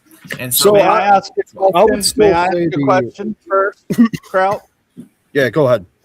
I'm getting all curious about the Fourth Amendment and anybody relying on a Social Security number for identification when the cards used to say right on them not to be used for identification. Correct. And when Real Talk is talking about slippery slope, is there not a finer example of such a slippery slope? Yes. Especially when you go a finer example than the Social Security number. Well, no, you mentioned states' rights and slippery slopes, as the Social Security card was commonly used for identification, even though it's not supposed to be used for identification. It became our primary identification for a number of our records. True. So I'm saying right there, the slippery slope arguments are real. They're examples of them being real. And if I may continue with another point, this is a really simple thing. The more power you give to the government, the more power they're never giving back. Correct. I'm ready to hear how that's not a true premise, because it happens, and it happens with every government. It's not a capitalism thing. It's not a communism thing. It's not a socialism thing. It's a humanism thing. And where you give power to individuals, they kind of like it. That's where I like Lord of the Flies as an example. And I agree with Ben. Okay, it probably won't go to that extent, but we've seen 1984 situations happen, at least within the lifetime of our parents. So slippery slopes are scary to me. They happen quick. I will say this. Well, damn, I just had it slipped out of my mind. Damn. I apologize. No, it literally was my fault. I should have said it earlier. I do not know what I was going to say. Isn't it interesting how the people that end up in charge are always the ones that would be those Lord of the Flies fucks? Always. It's not people. This is what I was saying. How they're selected. That's what I was saying earlier. I would never let any there's been not a presidential candidate in my lifetime that I'd let babysit my dog. These are horrible people. Why are they presented as the best, the brightest, and the best leadership of America? You know who should run for office? Because they think everybody else is fucking stupid. And apparently they are. Indeed, yeah. They like to be lied to. Yeah. Who's that motherfucker that played Mr. Bean? You guys do realize you can go right into Griffith Park in California and buy your Social Security card, your everything else that you damn well need, and it's quite the deal. And I will say, Arizona was once known as the identity theft capital of the state. One of them, yeah. Wow, another border state. Who would have thunk it? So Clay, I got a question for you. Would you agree non-citizens is a threat to voter to voting in America? Would you say it is a threat? Are you asking me? Who are you asking? Are you asking? I'm asking Clay, but you can answer if you want. It's less of an actual voting problem and more of a districting problem. There really isn't enough of them that vote. Actually, I agree with Real Talk. You could maybe come up with a couple of immigrants that are going to go in and risk themselves to vote. But honestly, it's the same thing I say about the fucking the riots down south and the protests and stuff, there isn't no illegal immigrants in those. That's all that's all fucking liberal kids and shit. I know a lot of illegal immigrants, and they keep their head down. They don't want attention.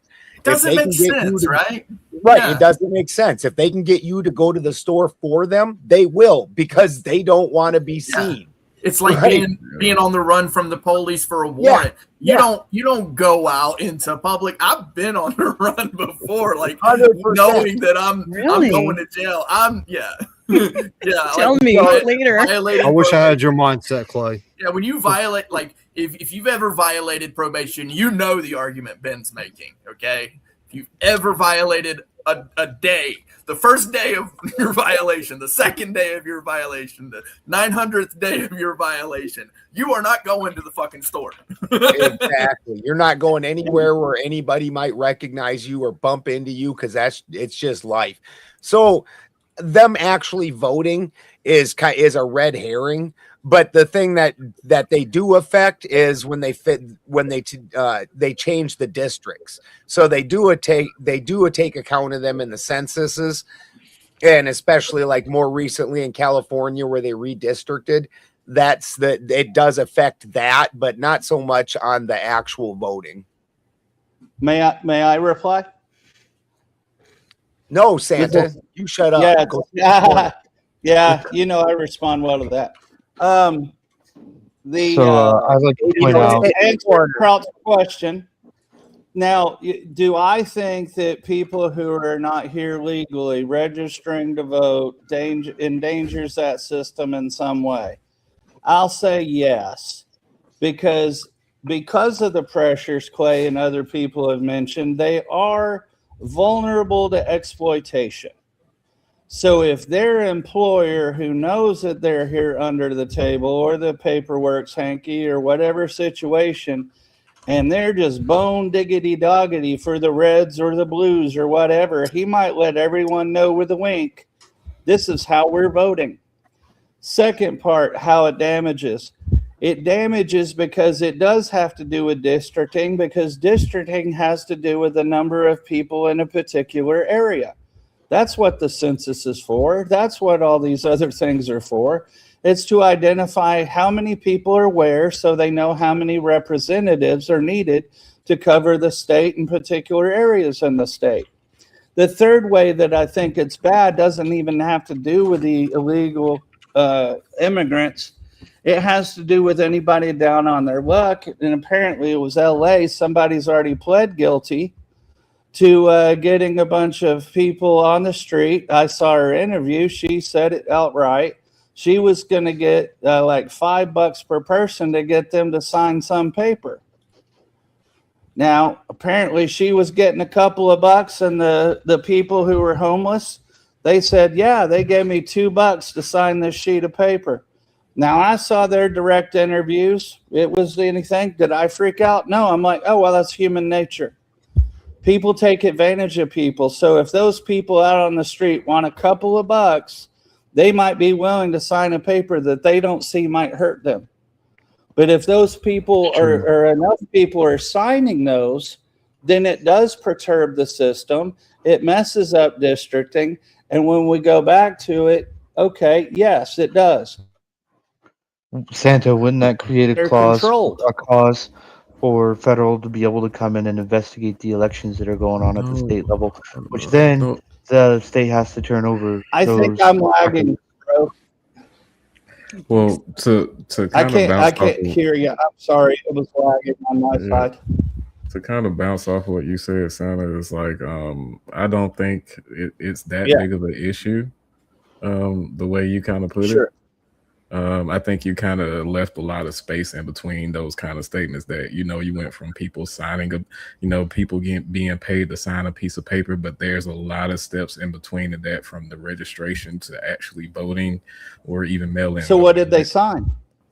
That's what I'm wondering. Exactly. What did they sign? It's easy to Google and see what the lady pled guilty to for, having them sign documents for money.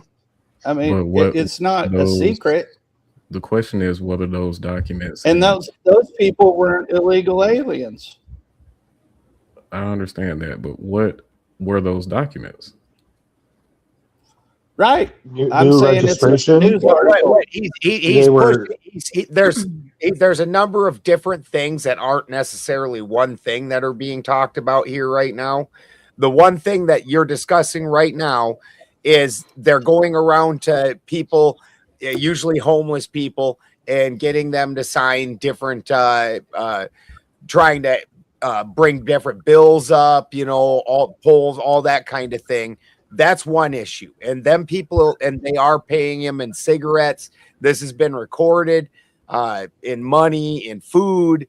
So this is one issue, which is then that's getting things put on the ballots, which the normal voters wouldn't necessarily do, but you're paying people to put it on, to sign these things. So that's one issue. Where he's talking about the census issue, those illegal immigrants don't get to vote, but what they do is change the districting, and they typically live in more liberal areas. So then this gives those areas an undue amount of power, even though they're not getting the votes. That's still a liberal area. You're not really changing the voter dynamic, because funny enough, most illegal immigrants that come from Mexico anyways are typically pretty conservative people and probably would have voted conservative, but they don't get to vote. They're just changing it so that it gets redistricted, because they're going to put more representatives in that area because it's got a higher population density because of this. So these are different subjects that don't really, they're not, he's just bringing up numerous things. Yeah, I get what you're saying, but I think that's kind of a conflation. Now, to bring to the document thing that was brought up by Santa, but if I may, here's how they can overlap. Are we suggesting here on this chat that there are no illegal immigrants who are homeless? Not too damn many, actually, that I've ever seen. Oh, I know. Those are the ones. Yeah, they all stay in the same house, so their rent is pretty cheap. Well, that's not it either. But Brenda Lee Brown Armstrong, I posted it in the chat. She pled guilty to this, and I got it from the DOJ. All I'm saying is that vulnerable people. Exactly.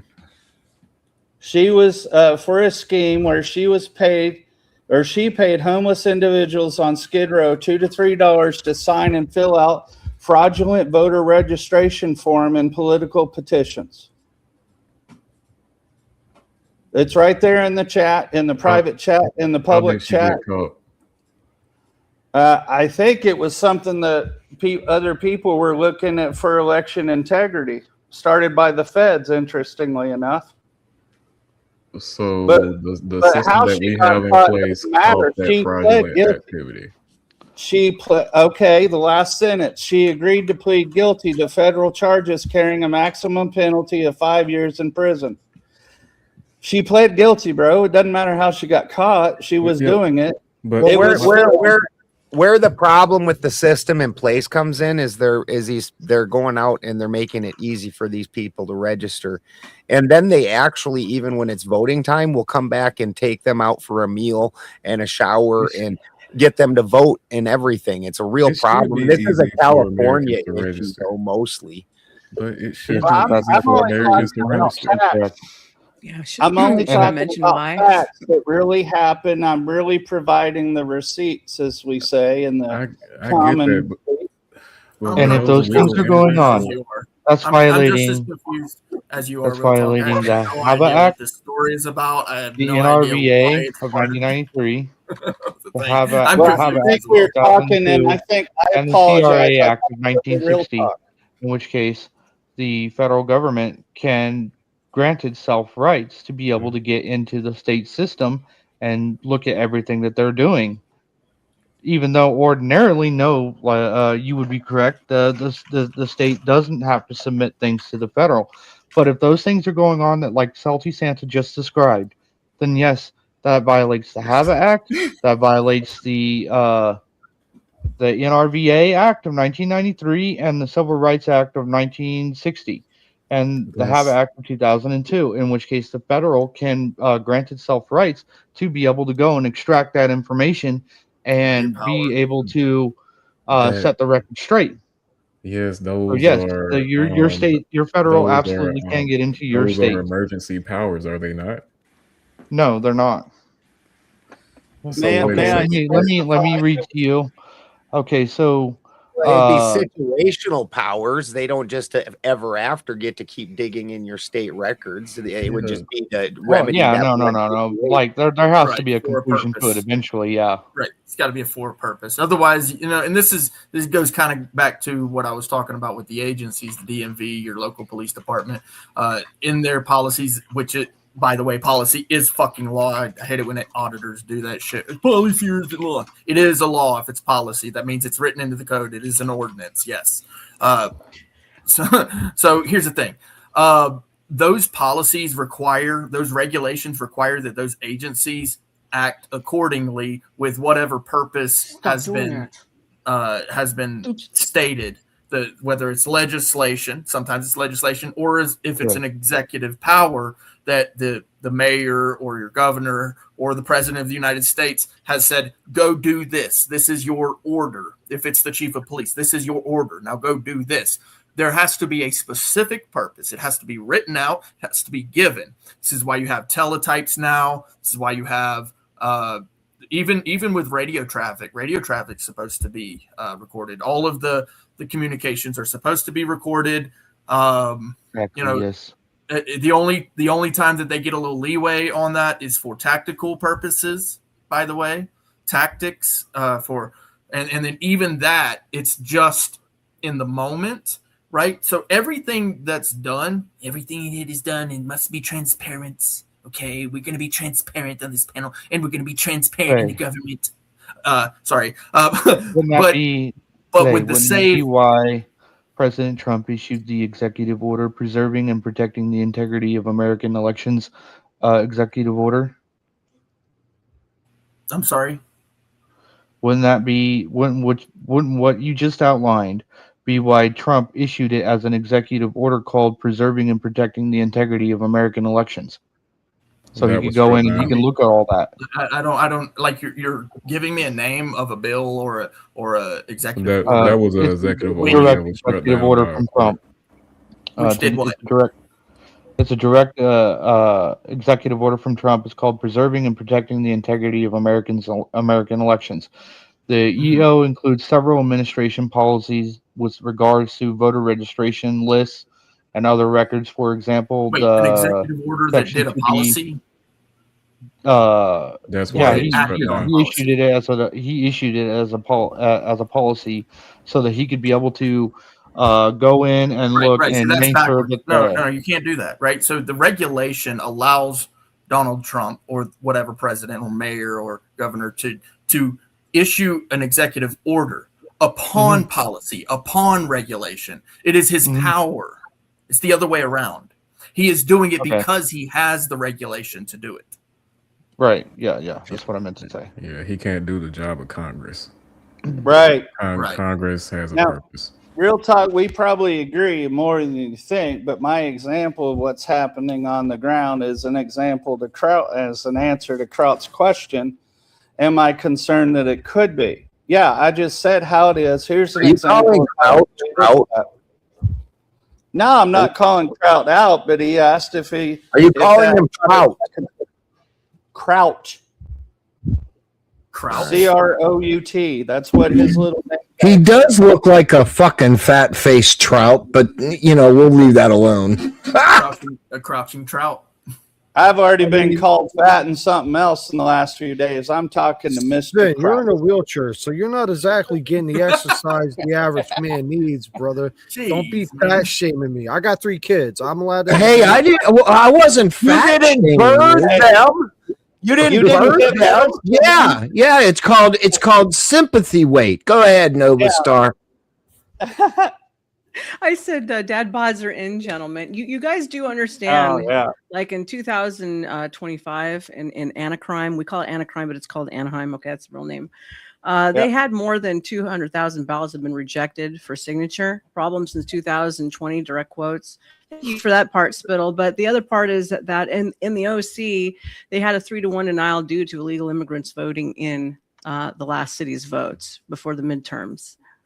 So, I mean, it's all right there. Yeah, and it does happen. Like the thing is, all the time. It does happen, right? And you know that part you can't get around either. I'm actually going to quote the civil rights lawyer: "Freedom is scary. Mm-hmm. Deal with it." See, I thought you would do that when you saw civil rights lawyer right on his name. I was like, "Oh, here we go." But yeah, it was fun, y'all. I got to get out of here. I got work in the morning, and I got to get the kids up. Hey, real talk. Feel free to tell everybody where to find you. Thank you for coming in. You were an excellent debater. Oh yeah. Sarah Tomato said to make sure to pass on her information to set you up for debates over on her channel too. Okay. Sarah Tomato's great. Okay, awesome. Yeah, I'm still kind of new to this debate thing. I'm usually reacting to different things on my YouTube channel, but I appreciate the compliment. You did fine to me, man. You did fine to me. Yeah, make sure you get over to Sarah. Okay. Definitely. Thanks for coming in. Make sure you like, share, subscribe over on Spin City News and the Benjamin Balderson channel. And again, I appreciate you coming in.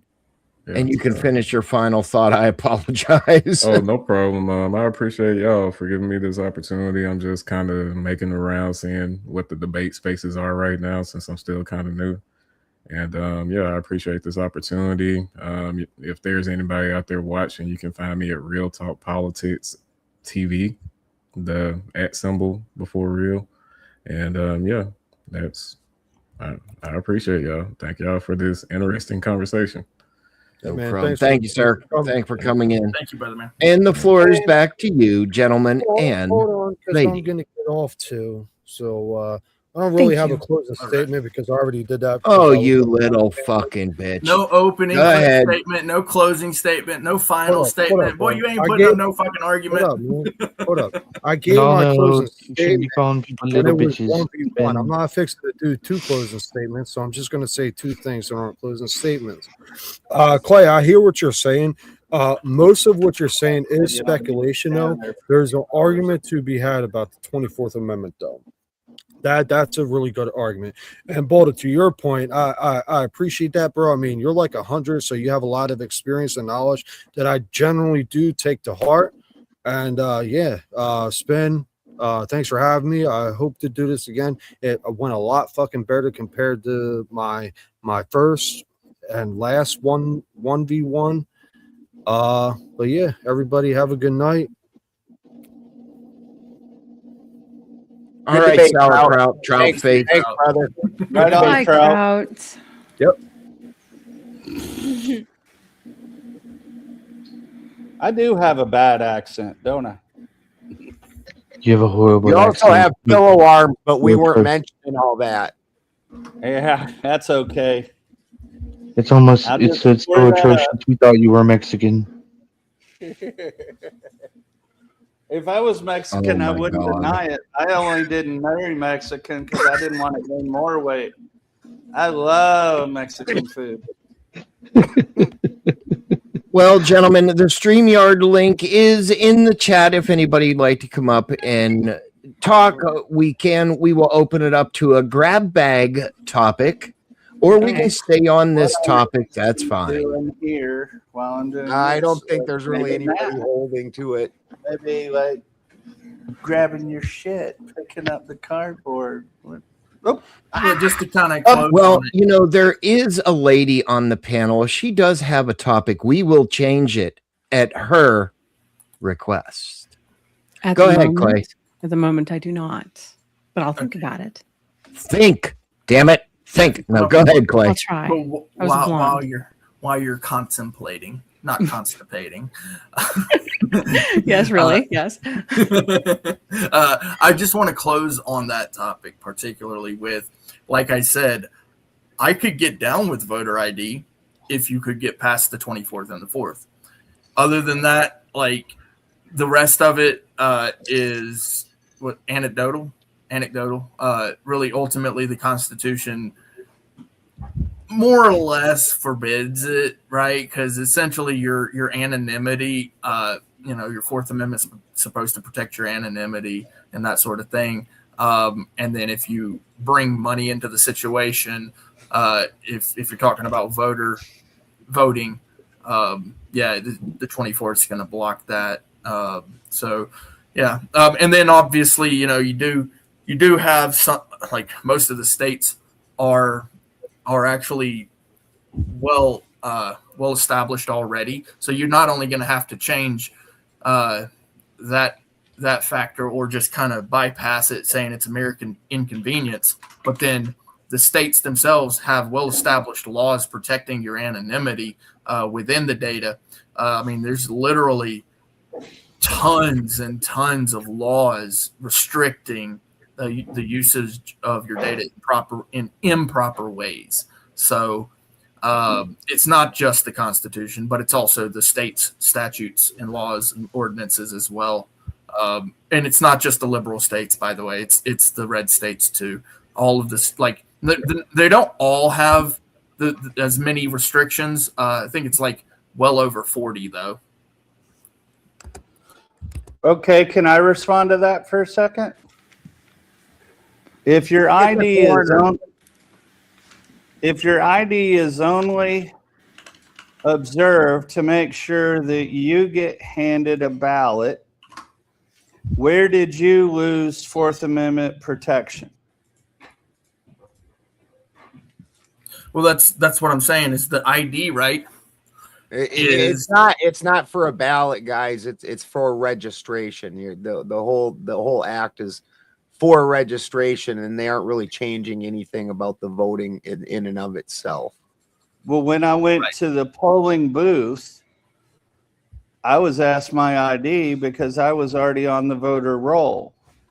So where was my Fourth Amendment abridged? Did you do that?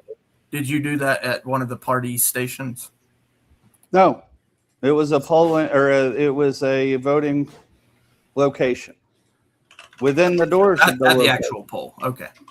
Yeah. Yeah, because your party affiliation, your all that craziness, all that, it doesn't matter.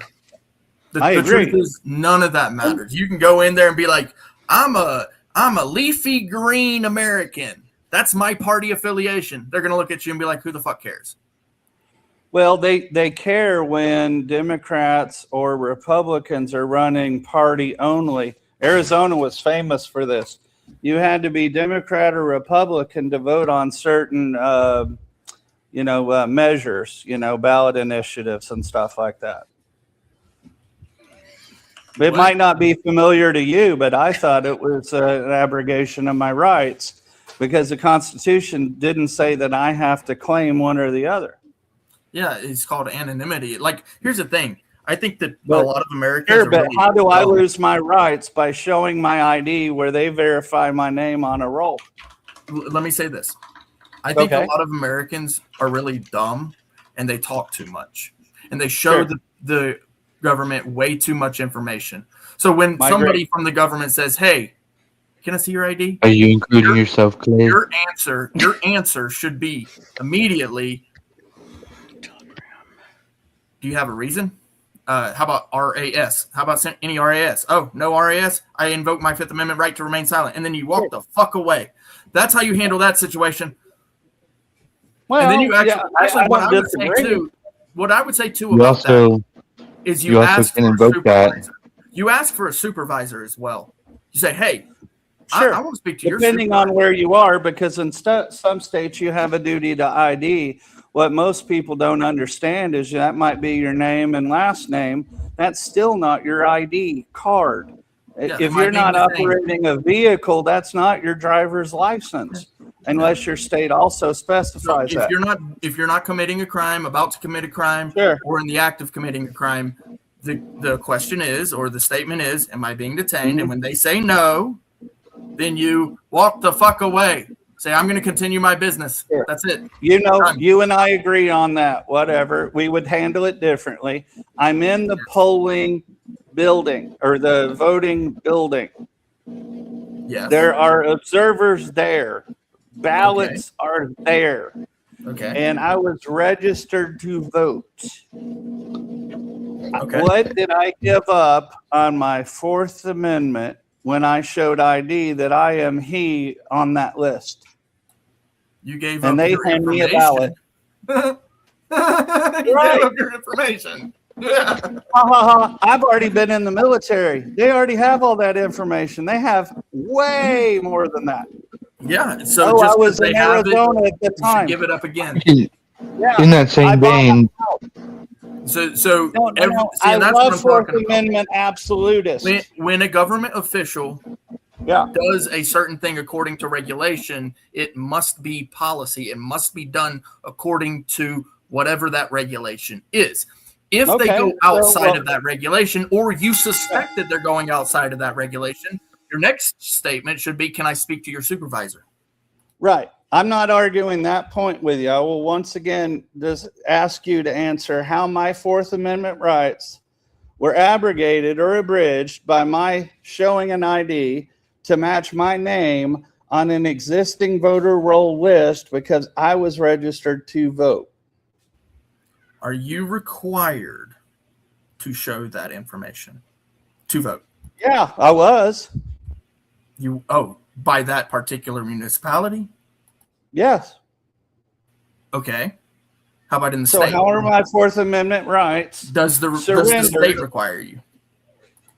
Yes. Okay. The statute, They did. There's a statute that requires that. I'm almost certain of it. You would think that I'm out giving my information. That's not true. Look my name up. You won't find me on the internet. So, I'm not so you don't know. a big open talker person. You don't know whether an ordinance or a statute was written in order for you to show ID.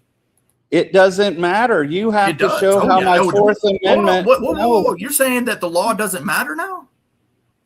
Yeah, I say that all the time. This is That's the problem. when you lit up.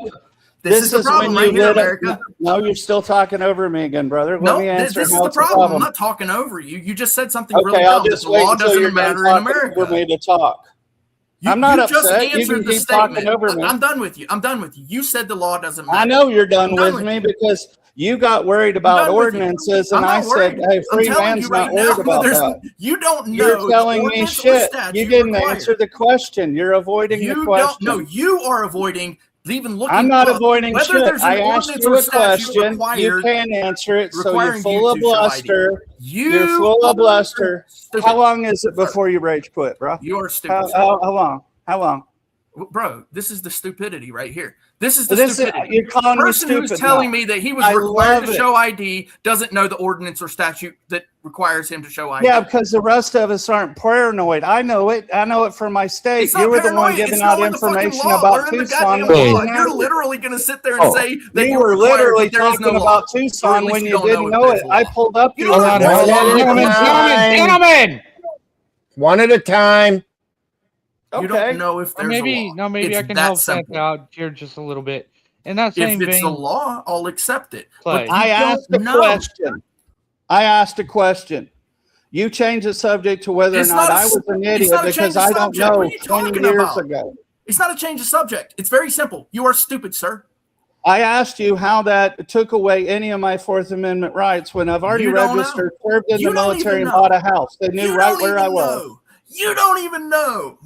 But you're clearly showing what your city? ignorance What for city? not What knowing what military what regis- city? See, What you just talked municipality? right What over me. county? Go I'll ahead. look it up for you. Since you are so fucking lazy, I will do it for you. What municipality? What county? What state? I could say the same when you gave advice for See, this what is a Tucson fucking laws retard were, right and you were I'm incorrect. The asking you. deputy I'll look doesn't it up have for to you. I'll look envision, it up. apprehend, I or know otherwise. hold on, looking hold it up, on. Santa. You won't Hold look on. it up. Mercy, I'll boys. I'll Mercy. go One at a time. I'm gonna get my whip out. Control Don't your make me get my puppy. whip Come on. out. Nova Star. Clay, I'm gonna get my whip out. Nova Star. Did you come up with a different subject yet? No. Yeah, let's just avoid it. Ad hominem attacks when somebody you don't have to disagrees avoid with it. your Look dogma, it up, bro. dude. Or tell me I what know you offered to municipality. look it up. You're Of what scared to value tell me is what that? municipality. hold on, Santa. Maybe I You're can help you out afraid. here. You know that In you're that wrong. same vein. Stop You being a knew the retard. Tell me what municipality in municipality. Tucson, and you didn't look that up. Okay, Tucson. I'm gonna look this up for you, Santa. No, when you were given advice about what a First Amendment or Fourth Amendment auditor should do, you gave out bad information for that municipality. So apparently you don't care either, or you're too lazy. Which argument against me would you like to accept? In that same vein, you know what you need to go into a voter poll booth, right? So couldn't you just make the fucking decision to not vote and keep your information to yourself? Yeah, when I did that, the same people were all arguing about how I was a loser for not voting because it's pointless to do that except for local elections. Yeah, I know. I hate that shit too, Santa. I know, it's the argument both ways. Whatever suits whatever somebody's feels are. Now, yeah. Clay and I like each other, but you don't get to call me names because I did something you didn't. Or that I didn't do something you think you would. If you're ready to get a registration vote booth, you're already consenting to giving out that information to begin with. Exactly. I want to know how that was misused and it took away my Fourth Amendment when I already surrendered it. Just like a criminal surrenders their right to freedom when they do something they know is against the law. Exactly. Yeah, I agree with that, Santa. Okay. So if you where's the argument? Already given out your consent and you can make the choice to not go vote and keep and retain your information unto yourself, sure. You're already giving out the consent to that information because that's what they're asking. It's just like going to Walmart and buying a product, right? You go to Walmart, you scan your credit card, the machine takes your information, it says you can walk the fuck out of here with whatever you want now. It's the same concept. So you're already giving out you're already consenting to that information being given out. Sure. And that was 20 years ago, Clay. Go ahead and look through the archives of what it was 20 years ago, and that would be Mesa, Arizona, if you like. But they already knew that because when I purchased a house, all the paperwork had my address. That's how they knew which polling and voting place for me to go to. I wasn't trying to live as a gray man. I didn't tell you I was living as a gray man. So you want to live as a gray man, cool, but you don't get to push that on everybody else. Yeah, that's true. Yeah, go ahead. Yeah, Chat GPT, go for it. I'm just telling you, I don't know what it is. I don't just guess at it. Yeah, I look shit up. I don't just guess at it, rant man. Yeah, just like you did for Tucson when you said the deputy had to observe the infraction or the misdemeanor to charge it, which is not what the law is. That is the law. That is the law. What are you talking about? We literally looked at that, retard. You looked stuff up. Oh, and I'm the retard. Retard. You're Go ahead and look it up, Clay. Look it up on here so we can watch your little face melt. Look, you just look came it up up. Here so I did. Yell at me, I bro. posted this is literally all you came up here for. No, it isn't. You do it every fucking time. Now you know what I'm thinking. Bro, it's I great. love this. Hey, how many times can you say Clay? I will bet you $100 with Spin as the person that's the law, the prevailing law where that guy was arrested. I love you too. Hold on, guys. We have money on the screen. $500. Hold on. Money on the screen. $500 is a lot. I seen you round for a long time. I really remember when you drank my wine. Why can't we be friends 4 times? Why can't we be friends? Why can't we be friends? Gentlemen, we be friends? $500 is serious money. You can clip it.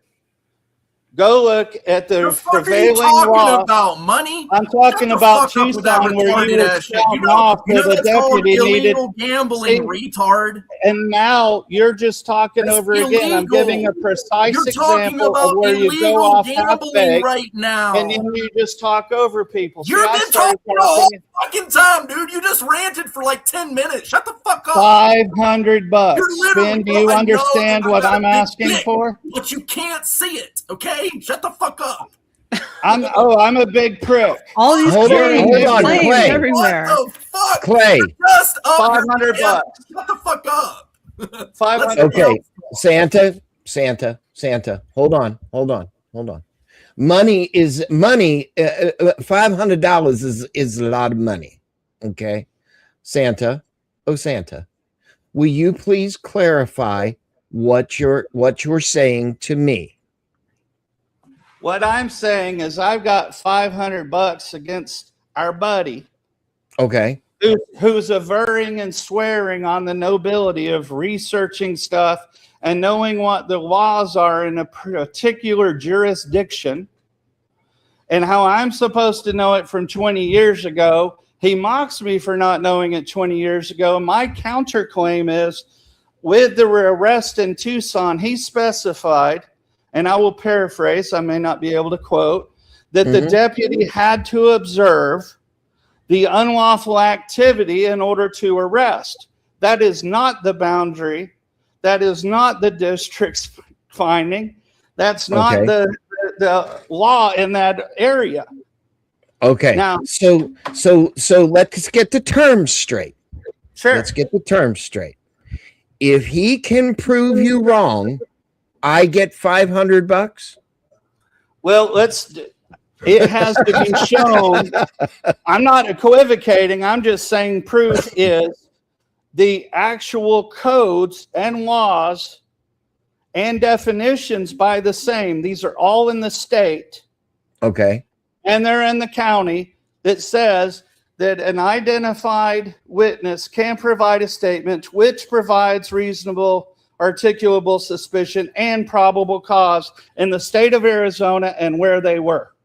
That's why he could be arrested right then. The officers or deputies do not have to observe that behavior. Okay. Okay. All right. That's what I'm betting. I'm saying, don't tell me to do something that you were unwilling to do yourself when you opined. The officers have to see that behavior. They don't have to in that area. Period. Okay. Okay. So this is what we'll do. We'll pin that. Clay can do his research or whatever he's doing. Okay? Sure. And if he proves you wrong, and what would be the qualification? I said on the districts, right? There's the district, and then you got the county, then you got the state. And then you have the federal, correct? After the state. The federal doesn't even apply. The arrest authority could go up to the state. Okay. All right. So this is what we'll do. If you lose, you know how to do what you need to do. Yeah. What's he going to do? I don't know. That's between y'all. No. Now wait. No. Wait. When I was a boy making a bet, when I've been a man making a bet, I'm okay with you being in the middle of it. One of us can hand you $5 and you win either way. But I'm talking cash, not love. Okay. All right. All right. Now, this is the deal. Well, let me think about it. But if he proves you wrong, the money goes to Mr. Balderson. Okay. The money goes to Mr. I'm Balderson. shirtless because I was not on the panel before. Now I got his attention.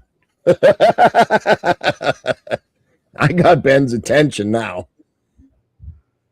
So now let him do his research. We're gonna do this amicably. Clay. Yes, sir. Amicably. Okay? I know it's going to be hard. It's okay. Yes, you can do that in your head, behind the camera, behind the screen. So I'm going to bring everybody back up. Clay, you have as much time as you need to prove him wrong or concede. So I'm innocent until proven guilty, right? Just like the jurisprudence of our wonderful country. Dun, dun, dun, dun. Okay. Let's get ready to rumble. Man, I love you, man.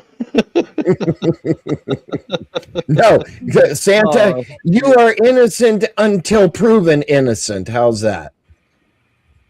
Well, that sounds more like how it actually happens. I don't want them to show my boobs. I got the chat already telling me I'm shirtless here. Uh-oh.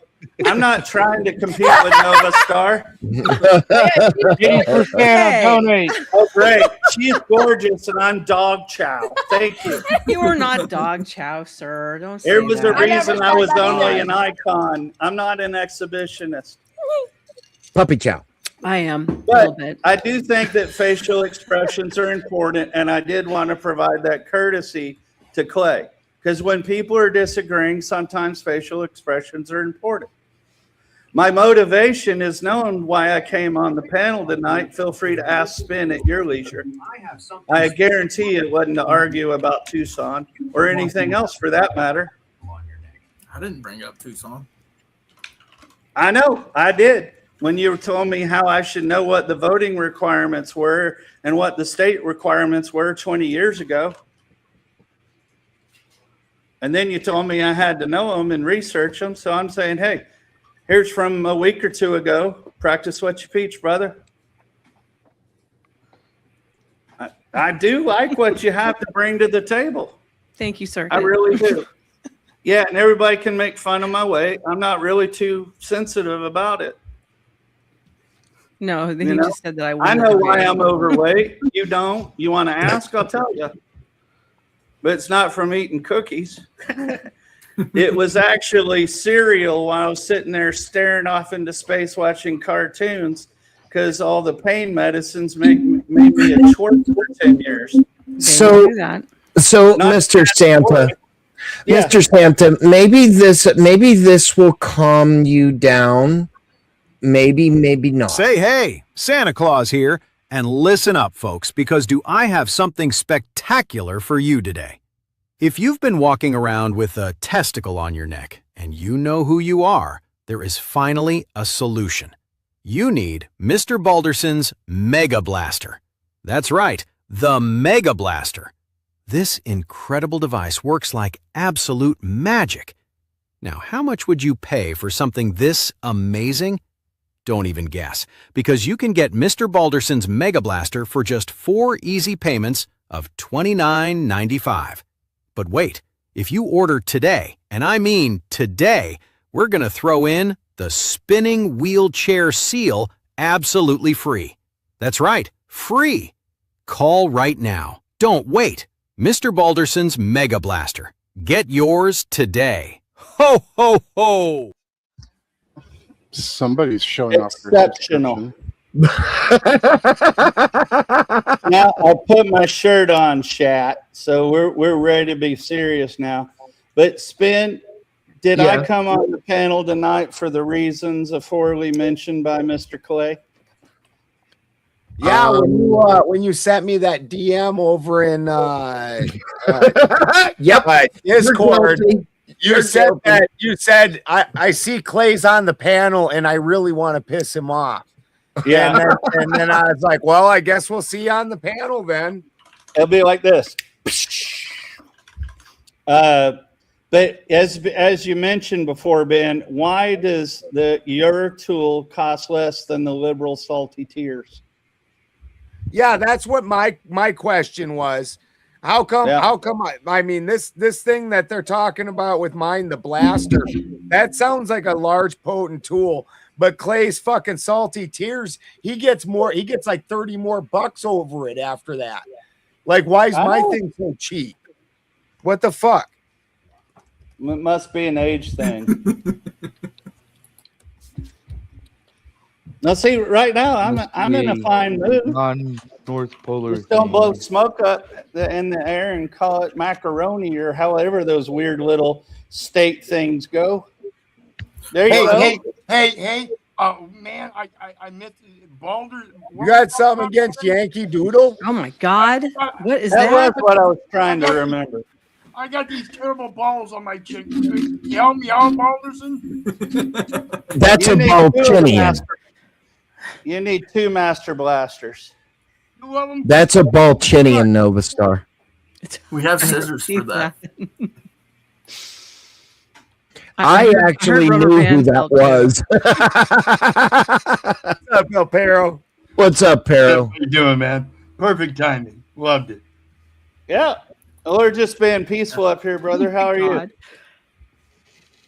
Playing poker in the background, beating the shit out of them. Well, I'm playing poker too with $500. Did you hear? Oh, yeah? Yeah, I wonder if I should be helpful and friendly and put the Arizona statute that I'm referring to in the chat.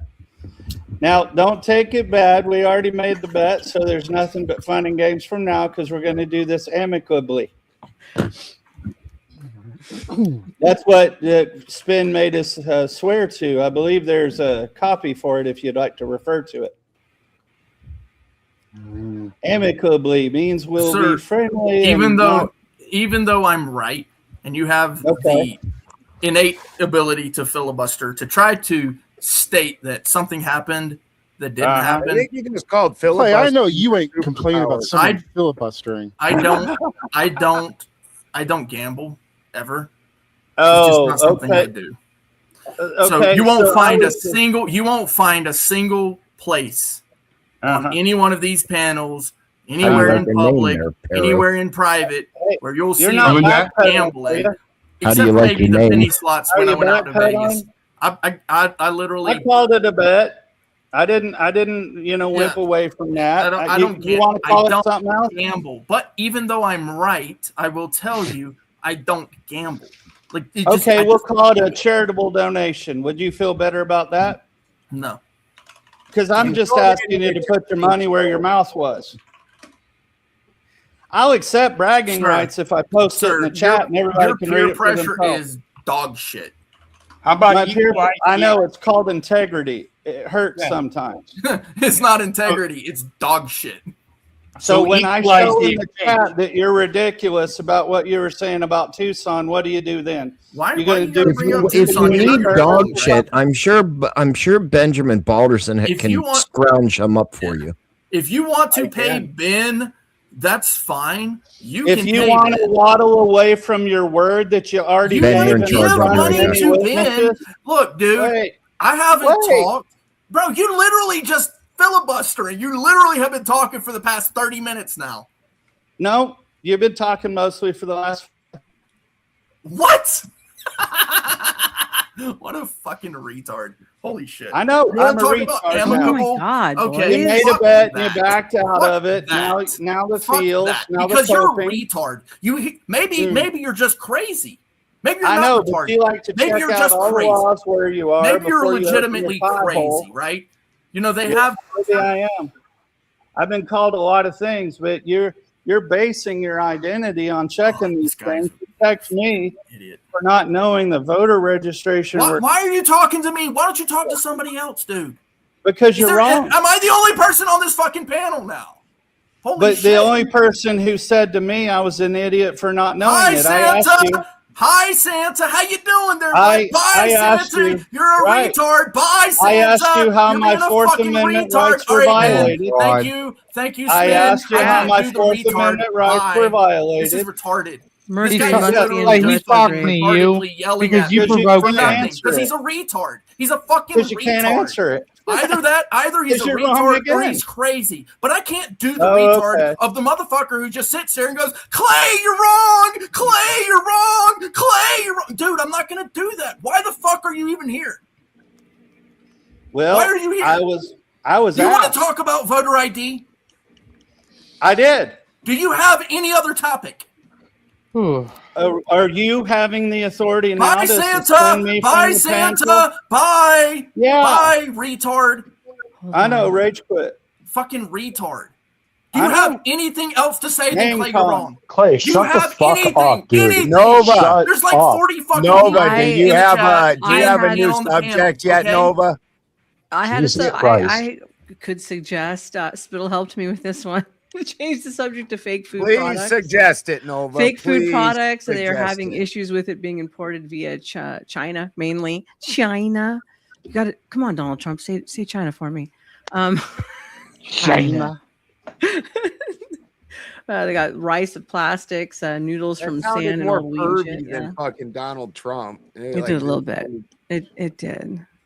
Yeah, tasty stuff. Because in their culture, they have a saying: if you can cheat, cheat. Metals, shrimp with MAGA metals and chemicals. Yeah, wow, that's pretty bad. So if you guys want to take a look, see at that, let me know. Repeat your prompt. Here, I'm gonna post it in the back. Fake foods, not just coming imported from China, full of metals, plastics, all kinds of crap is in there. Here, I'll put it in the back right here. The food that we're importing from China is full of metals and yeah, it's fake food. Fake food other products. other good things. Mm-hmm. I would not buy anything from mainland China. So did I win the bet yet?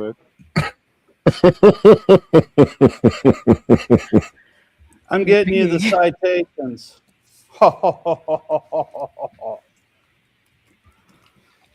Because as we know,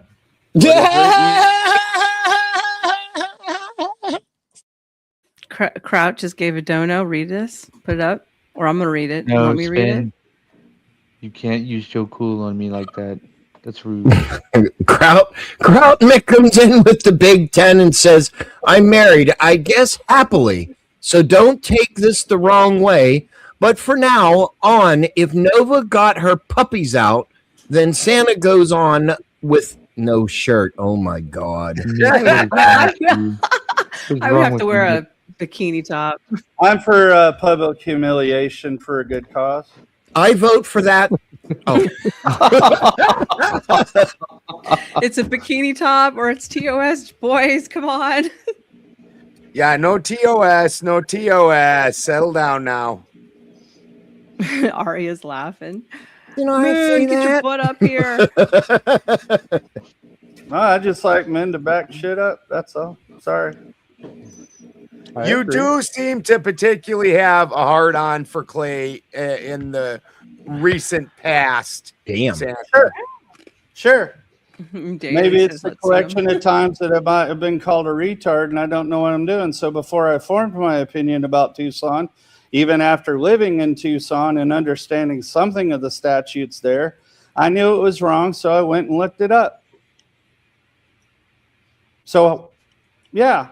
Do I get a hard-on for being called stupid and ignorant and whatever else for not knowing a statute from 20 years ago?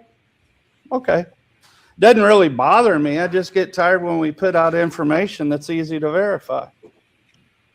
I'm just stating when he accuses you of coming on the panel with a purpose, I can't necessarily say that he doesn't seem to have at least some accuracy saying that you're coming on the panel with a hard on for him.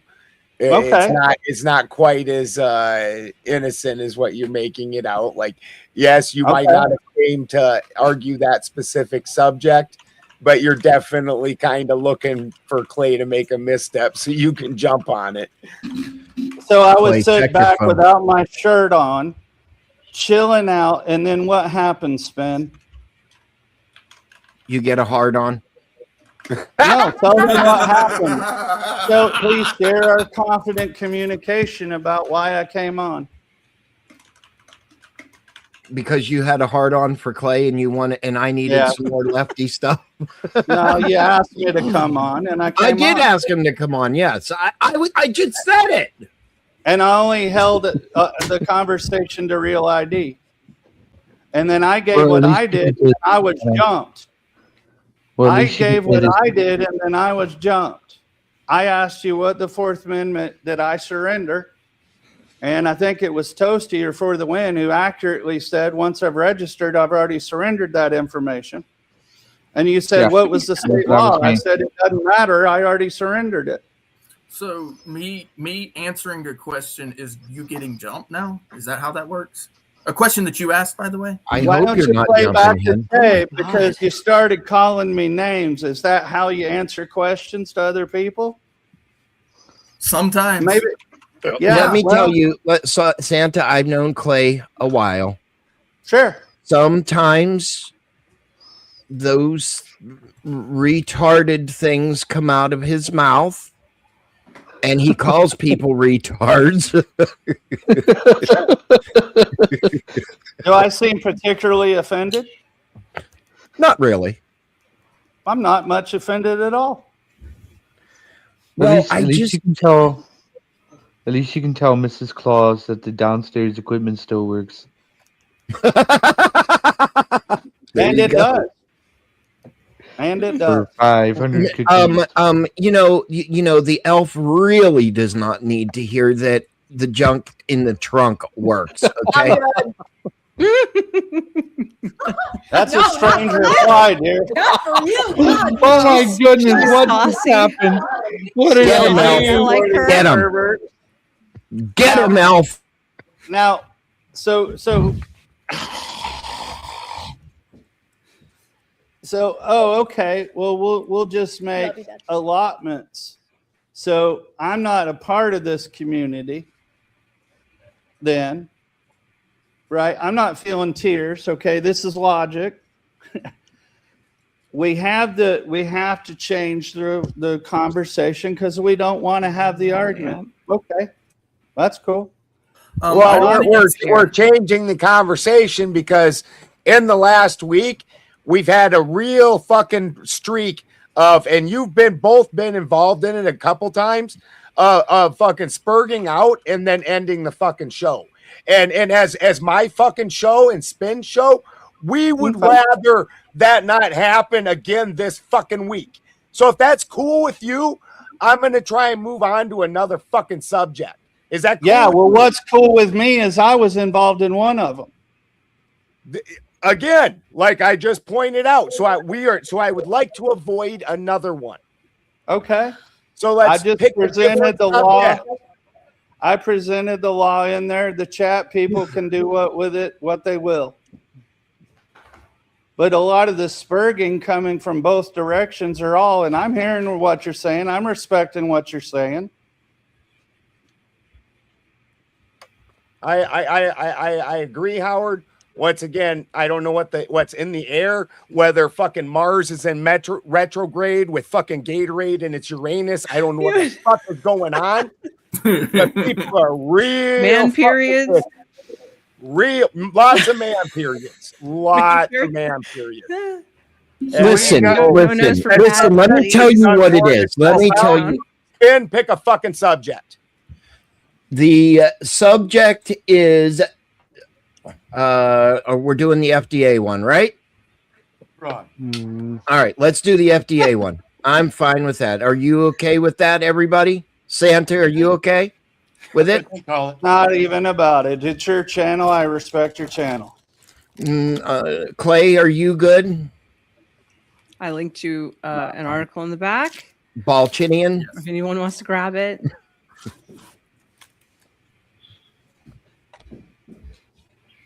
Okay, seems like everybody's good. Wow. Go ahead, Nova. You can read some of that article. Okay. And we will change the topic. Santa, take your nose spray. Some nose candy? What? I didn't say that. Did I say that? Yeah, I'm chill. That's that when I'm styling and profiling. Balchinian, hey, Balchinian, I think you need to take a drink. Oh shit! All right, you ready for me to read? That's some hard stuff, guys. Hey, the next $10 super chat to Mr. Balderson, Balchinian has to take a drink. A shot every time. $10 donos. He gets a. Oh no, he can only do one. Yeah, I gotta stick to my principles. Yes. So the next $10 super chat over on the Benjamin Balderson channel, the Balchinian has to take a drink. Now you want somebody that doesn't have principles? Go get Caucasian Sasquatch. He's up for it. Okay, He's got principles. Just not having a lot of drinks is not one of them. All right, there you go. Miss Nova Star, please I was waiting for you to prompt me, sir. You have been All prompted, right. stomped, and voted for. $100 dono to me, and I'll put on a bikini top. Okay. Economically motivated alteration, EMA, occurs when someone intentionally leaves out, takes out, or substitutes a valuable ingredient or part of a food. EMA also occurs when someone adds a substance to a food to make it appear better or a greater value. For example, when manufacturers add a cheaper vegetable oil to an expensive one, they call it blending. You have to pay attention to your labels now, kids. A lot of attention. They are cheating the customers. We refer to this type of EMA as a food fraud. Okay, so we're talking about food frauds, and it's happening all over the place. It's a common type of EMA that the FDA deals with, but EMA also occurs with other products, including animal food and cosmetics.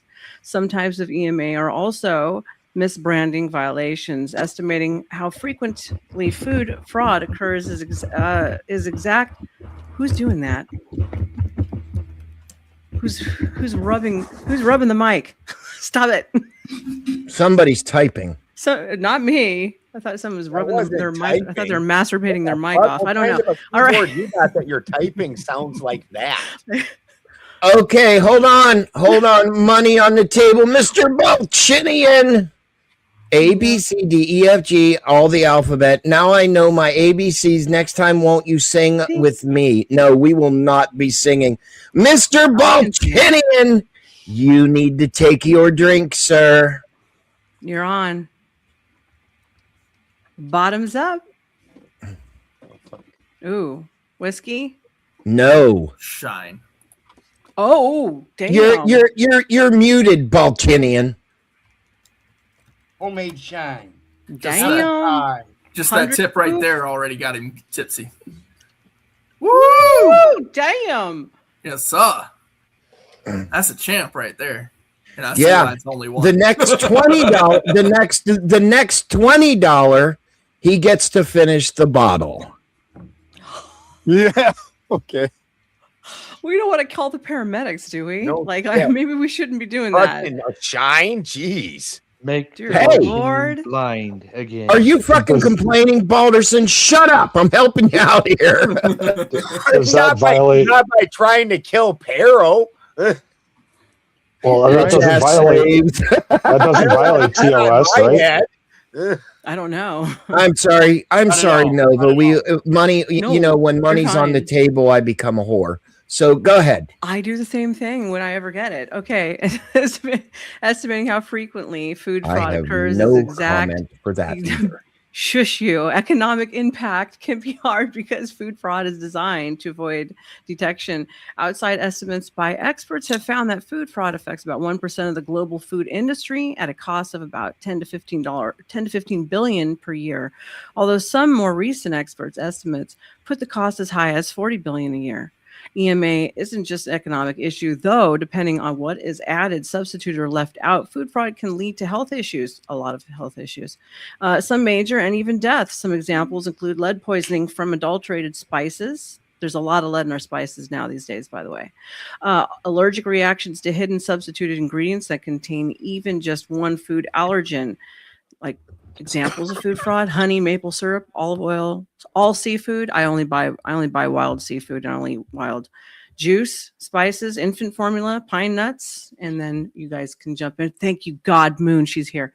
Yay! Girl power. Nova Star fucking Yes. she only eats seafood after she puts on her mermaid outfit and jumps in the ocean and goes. That's out right. and They call me Ariel now here. Yeah. So mhm. Yeah. Don't make me sing the song. I coined that, Ariel. Okay. You I did? coined It was you? It was me. I called Oh. you Ariel. Oh, okay. Well, it's working because the crowd has been saying, "Oh, look, it's the Little Mermaid again." We just call Mooney. Mooney's cute though. She's giggling. Hi, Mooney. Hi. If we put you two in a room together, we would be all the danglers would be kicked out. That's all I'm saying. Probably. Yeah, definitely. I don't know, Moon. I'll just leave my camera in the room. How's that? What's up, Andy? Love you both. Okay, I'm sorry. Go ahead. Go. So go ahead and kick it off, Moon. What do you think about adulterated food made to be more visually appealing, but not necessarily nutritionally fucking what you would want it to be? I personally think that it's completely barbaric and stupid. You know, you see like these commercials, especially going around that, you know, I just feel like show barbarians don't eat McDonald's. Probably you see not. these farmers holding up like peppers and tomatoes, and you know they're not cosmetically pleasing because they have a mark from the vine, or they're slightly discolored. I would rather eat that than a pepper that looks perfect and it looks lab grown. And to me, it's almost displeasing to the eye because it's not natural. And we have money on the table over on pill.net. Drunk Pinata sends in the can. Thank you very much, Drunk Pinata. Much appreciated. Let's get support. Ben to spurg off on this one. Ben, isn't the normal conventional seeds already GMO'd? Depending, that is horribly annoying. Depending on especially the bitch thing. Fucking depending on what kind of food we're talking about, the GMO in some of them has taken over more heavily than in others. What you find more in your like vegetables and things like that, rather than a GMO, what we have is extreme selectiveness. So like you take tomatoes. There's certain tomatoes that produce heavily and they're very commercially viable. And so you don't don't see anything else where like currently out in my garden, I have pink tie-dye tomatoes, I have pineapple tomatoes, I have black beauty tomatoes, I have purple cherry tomatoes, red, yellow, fucking cherry tomatoes, you know, I've got atomic grape tomatoes. Like, so while these aren't necessarily commercially viable, they're much more nutritionally dense, especially if you're doing it in a live soil. And you're going to get more what they call a heritage breed involved in that. Where you get GMOs heavily is in the grains. Pretty much all grains have been GMO'd to fuck. Wheat, especially, it started out with wheat and corn. And actually, it wasn't Monsanto that started it. Everybody thinks it's Monsanto, but it was a company called DeKalb. And DeKalb went around and basically before those GMO seeds, what would happen is you would have to hire a team of guys to go in, and every quarter of land, which is 40 acres, you'd spend half a day to a day going and weeding that thing and then moving over to the next one. Where with these DeKalb seeds, you could have one farmer, he could hop in his sprayer, drive down the field in half an hour and go hit the next field. And because those seeds would survive the glyphosate and nothing else would, he was able to do the job that it was taking him 8, guys to do before that, and you weren't even getting a quarter of the work done. So everything we're talking about in this is commercial viability, and commercial viability does not mean nutritionally dense or healthy. Hey Ben, take a look at the back chat real quick. And a lot of your states are going to have what's known as seed farms, where you can find all these seeds for all the different plants, herbs, spices, stuff. Yeah, like you want heritage seeds is what you're looking for, and understand that there's so many things that taste better, and the GMOs, just like Nova was talking about, they're doing a lot of play with words. Like Toasty was sending a video earlier, and they were trying to deny the modified chickens. And absolutely, there's chickens that inside 6 months, they're the biggest chickens on your fucking farm. And then within 6 months later, they're dead. And you are what you eat. We used to know that. That used to be like a thing they would play on commercials when we were kids. And when everything you stick in your body is processed non-food garbage, that's not nutritionally dense. I have 8 grandkids and I'm over 50 and I still run around fucking off-grid farming. Like, I'm pretty wicked healthy. And I eat at home food. I grow as much of my food as I can as possible. Christy, all those tomatoes and stuff, and we grow peppers and all these other things. And then Christy makes it into different sauces and we can that up for the year. The grocery store is only selling you commercially viable food for the most part. True. When's the last time you got an orange with a seed in it? So I don't think I've ever had an orange with a seed in Peril. Of course, that's also all still different than what Nova's original point is, where they're taking and like injecting meat in order to make it stay that nice pink color and doing things like that. So this meat that would have looked pretty rotten by the time you got around to buying it, because it's still visually appealing, people buy that shit up. And it's absolutely amazing how garbage the food that people are eating these days. And it's all because of visual appeal. People are stuck on visual appeal. In the markets that I deal in for my work and shit, it's absolutely insane how much. And we all know this. Anybody that's worked in retail or anything else, you can take a killer product and put it in a shitty packaging, and you can take a shitty product and put it in killer packaging, and that shitty product will sell out all the time, and almost nobody will buy that other product, and they'll rave about it. They'll be like, this product's so much better, and the bottle's just ugly, and people like, I don't like ugly bottle. Yeah. Like good products that you put on your skin, but if it doesn't smell good, it doesn't smell as good as it should, so I don't want to put this on. I had to deal with that all the time when I worked in a beauty supply store. It drove me out of my mind.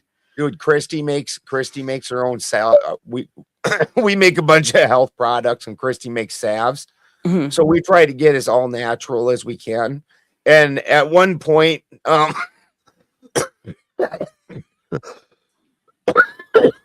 it was the cocoa butter, and we found a source that was giving us the raw, not adulterated at all cocoa butter, but it had like a yellowish tinge to it. Was it the Shea? Anyways, the other version was completely white. We got nothing but complaints about the more natural version because it gave it a yellowish tinge, and people were like, oh, I don't like that. People are so weird. Do you know what chemical that they use to make the meat stay more red and pink? I think it's an ammonia base, is it not? Yeah. Yeah, I was right. Yeah. And the shrimp in, like, say, Indonesia and other places are grown in the gutters. So everybody, you're getting farmed, guess where it's coming from? And it's grown in gutters, and they use bleach. Not that there's actually a brand of hot dogs that does it. That they're red. And when you cook them in water, that red dye bleeds out to where it makes the water red. Ew. And it's disgusting. Lips and assholes. That's what John Candy said. Anybody remember that movie, The Great Outdoors? Over there? Or chopped up peppers. You okay, Ben? Man, I don't eat meat at all. And if I ate meat, that would so never be it. Blech. Hot dogs are so nasty. Well, they are. I don't eat those. If you notice, when you go to the grocery store and you get a package of chicken, and you cook that chicken, that breast size shrinks way down because they inject it with so much water. But if you go to an actual farm and unalive the chicken yourself, process the chicken yourself, and cook the chicken yourself, you're not nearly losing the amount of weight that you are in the grocery store. True. Yeah, this all just brings up to all your food that you can possibly get should be locally sourced. Know your source, your meat. And the fact is, you get cheaper, better quality meat if you go. You can find farmers that you can buy meat out of, or you can get into little cooperatives where you split a cow, because most people can't get a cow. So like sometimes you split like a quarter cow with 4 people, and fucking This is the future, because the fact is we're seeing the breakdown of the fucking our supply chains. And so the answer to the fixing the breakdown is quit surviving off long distance supply chains. Start eating local food, enabling these local people to bring you up and fucking bring them up. So when there's a problem, it doesn't affect you. This is how people got through the Great Depression. Like, everybody was broke. They don't talk about this, but in the early 1900s, 90% of American food that Americans ate was grown on their own land. What the fuck did we do? We gave all of our fucking food, the most primary thing, all of our responsibilities to that, we gave to somebody else. And it was cool for a little while. They were given good products and shelf stable good products, and then it got to be money, and these became the bigger ones became corporations, and everything became about the buck. And now it's nothing but preservatives in your food, and if your food is even food at all, it's not food. It's not. The outside edges of the grocery store is the only place that any food exists. Them center aisles, they're garbage. You know, I'm not allowed to have conventional wheat anymore because of that double spike protein on it, Ben. Yeah. Well, the original, so the wheat's been fucked with the most. So the original wheat, like if you get an ancient grain like an einkorn, I'm sure that you can eat that just fine. That's what I'm eating now. Yeah. But the first wheats were altered in order to give them that heavier gluten. And it's not the gluten people have problems with so much, but it is part of it because it's not natural for it to have that much gluten. But the gluten, if people don't know, is the part of it that makes the dough stretchy and stick together and fluffy and rise. And fluffy and all that. Yeah. That's the gluten. Finally, somebody tells me what fucking gluten is. Yeah, it's the glue. I would have It's told the you if you glue. asked me. Well, protein when you're looking at the seed in and of itself, you've got the hard outside. When you crack the hard outside, there's like a white pasty stuff in there. And then inside of that, in the very center, is what they call the germ. And that is the actual life. And so what that gluten is the food for the germ. And so what this is doing is just making it a heavier, stickier gluten. And that's been altered for years just for ease of making pastries and baking products and things like that. But then they further GMO'd it in order to make it so it was tolerant to glyphosate. And that's when you now really, and that happened back in the early 90s. So now we're seeing the byproducts of that, the generational problems that are developed. You see a lot of young kids. Christy, one of her sons, could not have any wheat or anything like that because of it.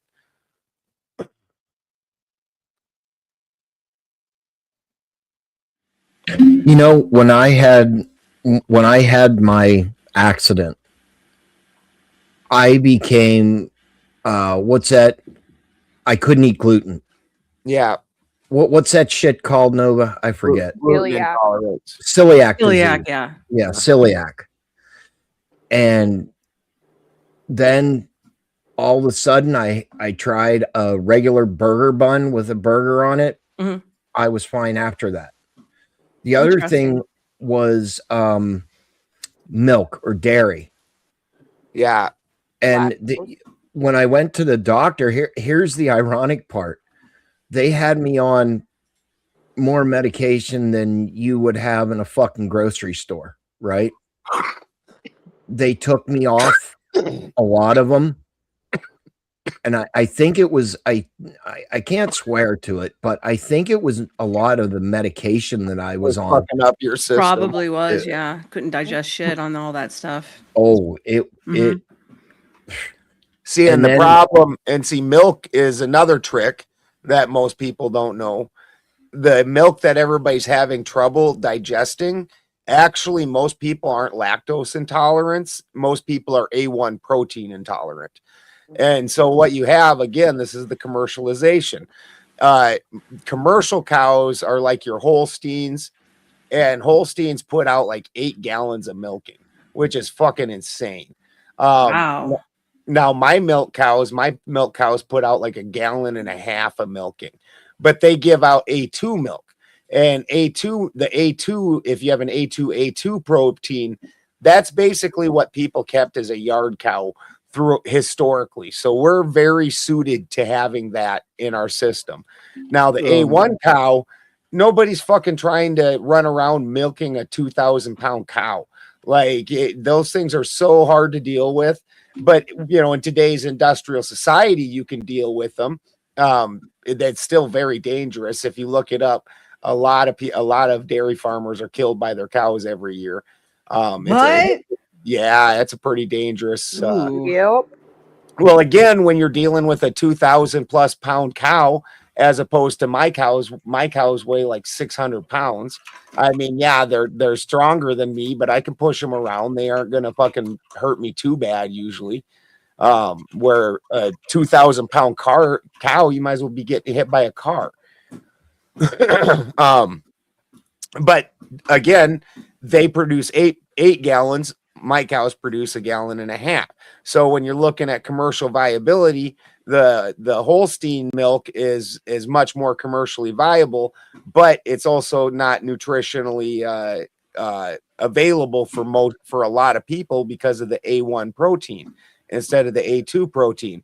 And then furthermore, in order to keep your milk, because people don't want to deal with locals, they have to pasteurize their milk, because if you didn't pasteurize your milk, then by the time it got to the store, because here's the deal, raw milk takes about 4 days to start getting funky and tangy, because it's got the pieces in it that start breaking the milk down. It's alive.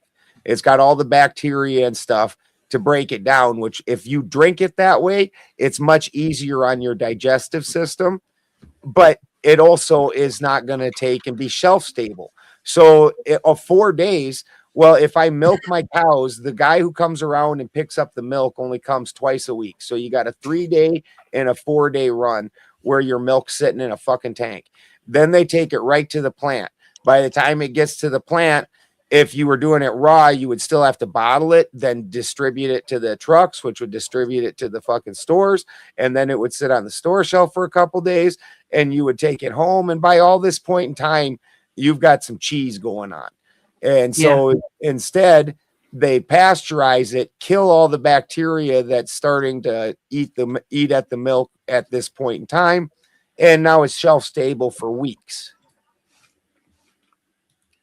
but not very good for you. I make my own fermented mayo. Nice. I make all kinds of stuff, honestly. Just a small point. There are ethnicities where they did not basically didn't have cows. For example, Polynesians. Yeah. Parts of Asia where they didn't domesticate cattle like that. Like they had domesticated cattle, but a lot of them weren't milking them. They were just using them for a workforce, like tilling fields and stuff, or meat. And in those cultures, like they don't have that adaptation to continue to process milk after infancy. So for them, this is what I'm talking about with the A1. We were adapted to the A2, but not adapted to the A1, because back in the day, those of us that did keep cows kept these little 600-pound cows, not 2,000-pound cows, because who wants a 2,000-pound cow roaming around in your yard? Not me. No, my beautiful Lola, she's this pretty little red 600-pound cow that's like, just going along, having a good time, only mildly destructive. And then I have bulls running around. Fucking who wants a 3,000-pound or 2,500-pound bull fucking tearing you up? We actually have a neighbor of my father-in-law's that has his cows in his front yard. Yep. Free mowing right there. Yep. But cows can easily kill you. They're ornery, and when they're, especially when they're being corralled into milking, they get so fussy. Yep. They can step on you and you're done. They can ram their head into you and shove you into a cattle gate and you're done. Good. My neighbor, he one kicked because they don't know exactly what's behind him all the time, and it kicked him right in the hand, shattered his whole fucking hand, just bam. Yep. Same thing with horses. They do the same thing. Yep. Yeah. I used to ride those also. No jokes. No jokes.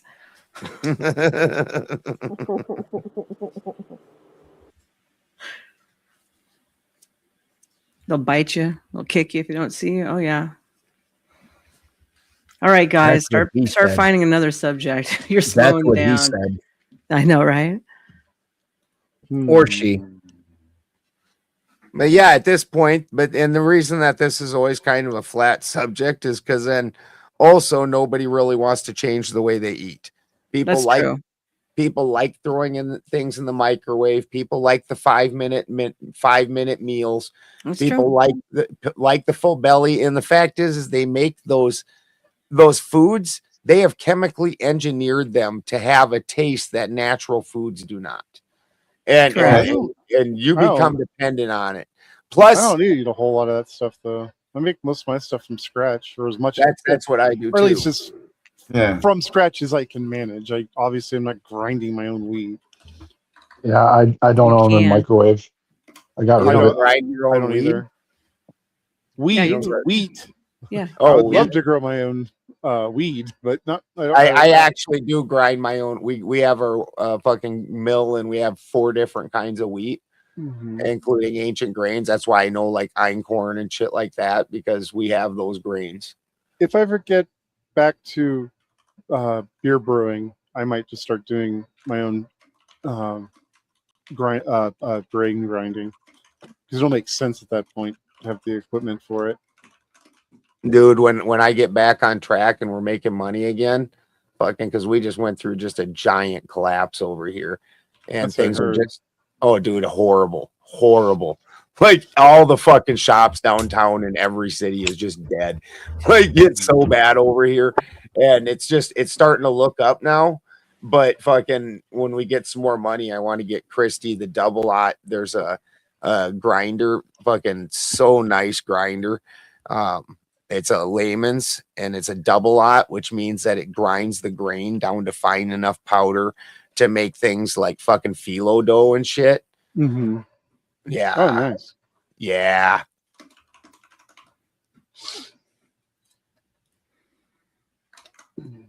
Okay, what do you think about, before you change the subject, what do you think the difference is for everybody who doesn't know? I know, other people probably don't, between grass-fed and then commercially grown beef animals. Are you want me to not call in on this, or you want me I want you to. No, I want you to. Yeah, most the commercially grown animals are typically going to be fed you're going to have grains, alfalfa, and silage are your 3 primary nutrients. And each one's going to be horribly nitrogen heavy, which is part of why they're so methane heavy. On your grass fed, it doesn't do that, but it also bulks them up way faster. You'll see a lot of farmers now will let them do grazing, and then at the end they'll do grain finishing, and in order to bulk them up at the end. But your best quality cow by far is your grass fed cow. So if it's going to have that real good marbled fat, what you need to do is buy the type of meat that gets that marbled fat, and that's not usually commercially available. That's not the ones most people get. But like if you look like at a Wagyu or a Belted Galloway or a Dexter, these naturally off of grass, actually off of fucking like scrubs and everything, and grass fed, these cows have a natural marbling to them. But the heritage cows like that take between 2.5 to 3 years to get up to weight for slaughter. Correct. And your other cows, you can start pushing them in at a year and a half. They're going to make weight. But And as far as what about nutritional wise? Like I know grass fed has far greater omega-3 versus just omega-6s, which omega-6 in people's diet, like say vegetable oil, that's what kills your arteries and kills your ass. So yeah, yeah. So all the cholesterol issues gets redistributed to you what you eat, because you are what you eat. Yeah, well, and it's interesting because even in their manure, so when you get part of the reason that most people think of cow manure as hot is because they're getting fed in alfalfa, which you can smell the nitrogen in alfalfa. Oh, really? And oh yeah, you can smell it. Alfalfa's rough smelling, and then seed grains, you're getting this super heavy nitrogen load in it. Where if you're just getting it grass fed, and forage fed, their manure will break down within months, and it'll be bioavailable for plants.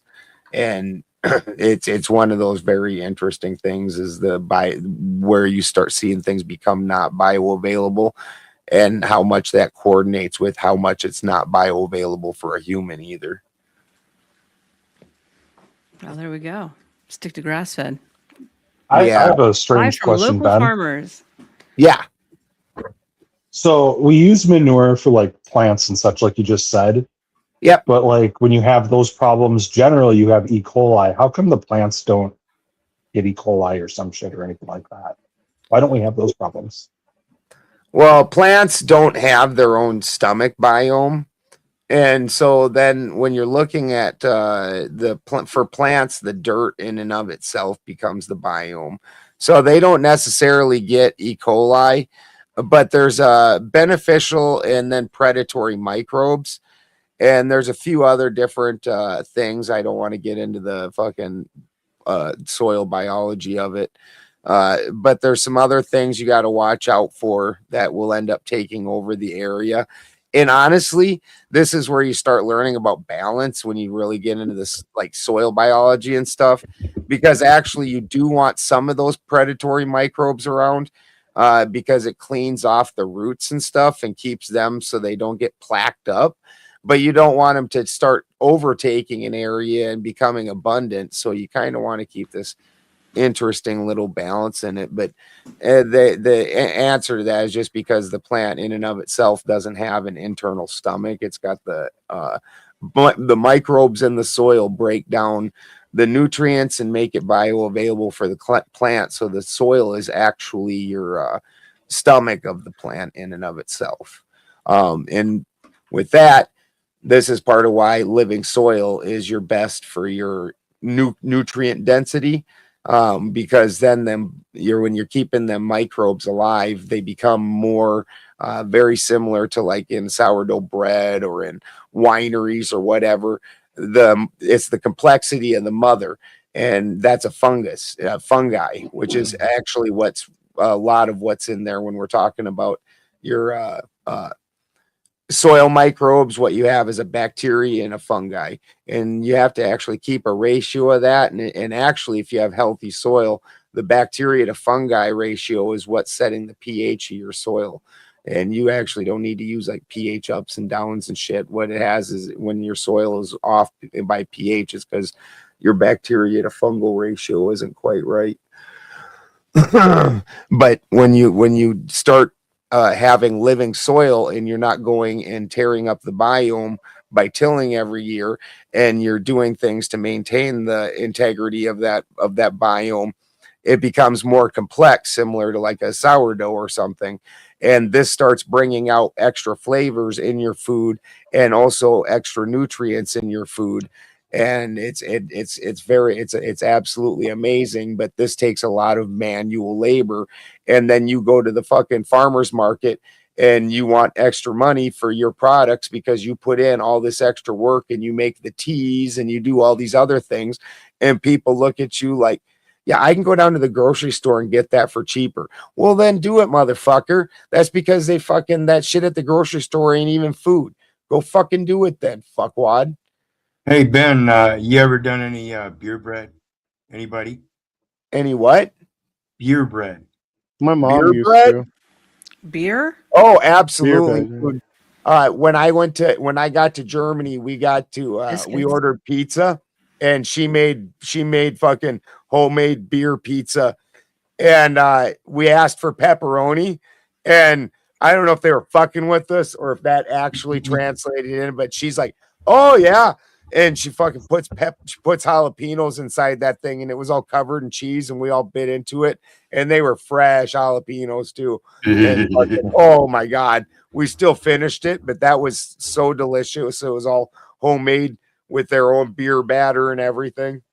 It was fucking great. Yeah, the best. I love it. Then I am growing Carolina Reapers and Scotch British. Nice. I got Reapers and Scorpions and Cayennes. I got a shit ton of Cayennes because I use that a lot. Yeah, just ask Mrs. Balderson about that. She'll tell you all the fuck about it. We were on panel, and Christy was getting the Cayennes and the Reapers, or the Reapers and the fucking Ghosts, and she didn't put on fucking gloves. And she had just gotten her teeth pulled that week, her upper teeth pulled. And so her gums weren't closed up, and she's sitting there, and all of a sudden, like, the air is hot, and spicy. You're like, why is it my eyes watering? What the fuck? And Christy in the meantime not only had it all over her hands and touched herself, she touched her gums and got fucking fresh Reaper and fucking on her open wound gum. Yeah. That was a rough night. Did you play any Blue Oyster Cult? Shit lava, folks. No, we did not play any Blue Oyster Cult. When I turn off the panel and turn off the generator, there is no power at my house. Have you ever? I've heard of like people playing music for their plants, and like they get more growth and stuff out of them, and using copper to get extra growth out of them. Have you ever done anything like that before? The electroculture thing. What I have a problem with in today's society, they make everything so kitschy, just fucking cheap and garbagey. So if you really look into electroculture, what it gets into is different voltages doing things from stimulating plants to repelling different insects and things like that. And that actually is an absolute, complete science. They went through and fucking, you can find the different voltages that do the different things. So when they were putting the copper in the ground, if you find with the original experiments for this, you'll see that they were running that shit way above, like they had a church steeple, and this thing was way taller than that. They were making towers, and what they were doing is taking advantage of, there's a differential between the ground and upper atmosphere that you can draw voltage from. And just like plumbing and pressure and water. The higher pressure, same with voltage. And so you can then, and what these people are doing is just making like little copper coils and shit and putting it in the ground. Now, copper draws hydrogen. So it's definitely this part of why, like, they talk about wanting to use copper tools in your garden and shit. So, I mean, it's probably not hurting anything, but is it doing all of what they're talking about with electroculture? No, they aren't doing. This is similar to like those aragonite cubes that fucking people sell, and they talk about it being off of Wilhelm Reich's research. Well, Wilhelm Reich's research was an orgone accumulator, and it included 7 layers of organic and then inorganic material that were specifically interlocked. And this was doing things with the different energies. These little things are just little trinkets you put on your fucking desk and shit. It's not like the original science. They just tag the name on it. That's how I feel about the electroculture too. It's not like the original science. They aren't making 100-foot tower to do it. I did see like a friend. She bought, I think she had like 10 copper rods, and she put it in her plot. And there was like a whole community garden. Everyone had a 10 by 10 plot. And when I was there, like it was like probably like 2.5-3 months into the grow season, her garden was significantly larger than everybody else's garden there. So I don't know if it was that or what, but like I think there is something to it. So. It's hard to say because that's not really a very good scientific method to it. It's saying at the very least that she's a good fucking gardener, but we don't know what everybody else is doing to their plants and soil. If she's doing things like that, it sounds like she probably likes taking around in her garden and really taking care of her plants, and good for her. And she's probably a fantastic gardener, but if she really wanted to do the test, she would take 2 raised beds, make one batch of soil that she distributed to both beds evenly, and then every time made sure she did the exact same thing, that the 2 were under the same sunlight conditions, and that she fed exactly, watered exactly, the whole 9. The only difference was one bed had these coils and the other bed did not. And if she showed a difference, and I had some friends that did it, and they didn't really, they did inside their personal gardens, they didn't really see too much of a difference. I've seen videos of people on YouTube saying they got a pretty substantial difference. It was an interesting, probably 2 years ago, the electroculture community really kind of popped up. But like I said, if the primary deal on it is you're trying to find voltage and either stimulate or repel pests, and you'd need enough to get that voltage. Or again, your copper draws hydrogen. Hydrogen's great in the water or in the ground. It's good stuff. Well, and I was going to say, a lot of times you'll find that when you get those results, it's not just one thing. It's many things that they're instituting in their growing patterns. So they're using natural fertilizers. They're doing it in specific places in their garden, using specific neighboring plants, things like that. They're using multiple tactics, and that's why they have those results. Again, it's the knowledge base and being able to use all those different tools. Yeah. Well, it was in her case, like there was probably like 20, 25 plots. Everyone had a 10 by 10. And in her section on the corner, she lined the whole garden with little miniature American flags. So I don't know if the plants were more patriotic in a sense, and that's why they were bigger too. I don't know. They say that that's, if you ever look at the Matsumoto experiments, pictures and things like that have effect on seedlings and on fucking seeds and on water and on things like that. So that's very interesting what you're saying right now. Spin, I have to go here in a second.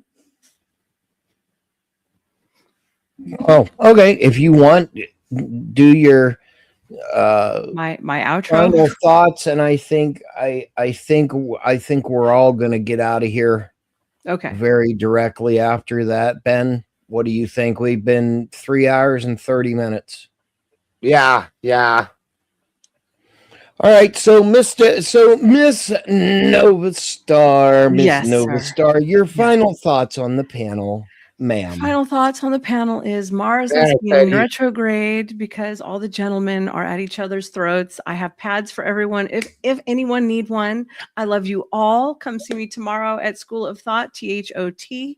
I will be doing an episode on more conspiracy theories of who the new Jack the Ripper might be of Hollywood. Thank you so much for tuning in. I'll see you again soon. Bye. Oh, good, Nova. Me and Toasty will be there. We have some more reflecting stuff for you on the pool. Holy fuck.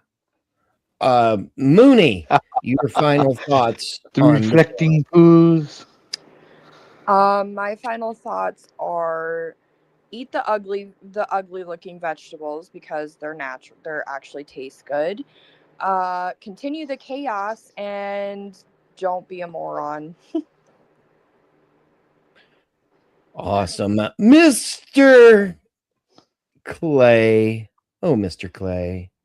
You're what fun. Oh, what fun this was tonight. Thanks, guys. What fun it is to ride in a one. Oh, sorry. Yeah, speaking of picking on Santa, for my closing, I would just like to address the statute that he provided. There are exceptions for certain misdemeanors. And being as we were talking about a specific subject that day, public nuisance is not one of those exceptions.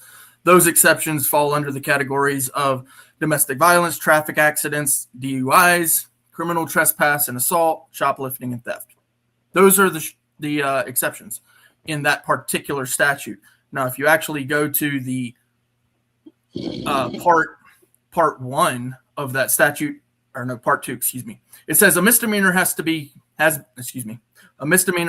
committed in the officer's presence and probable cause to believe the person to be arrested has committed the offense.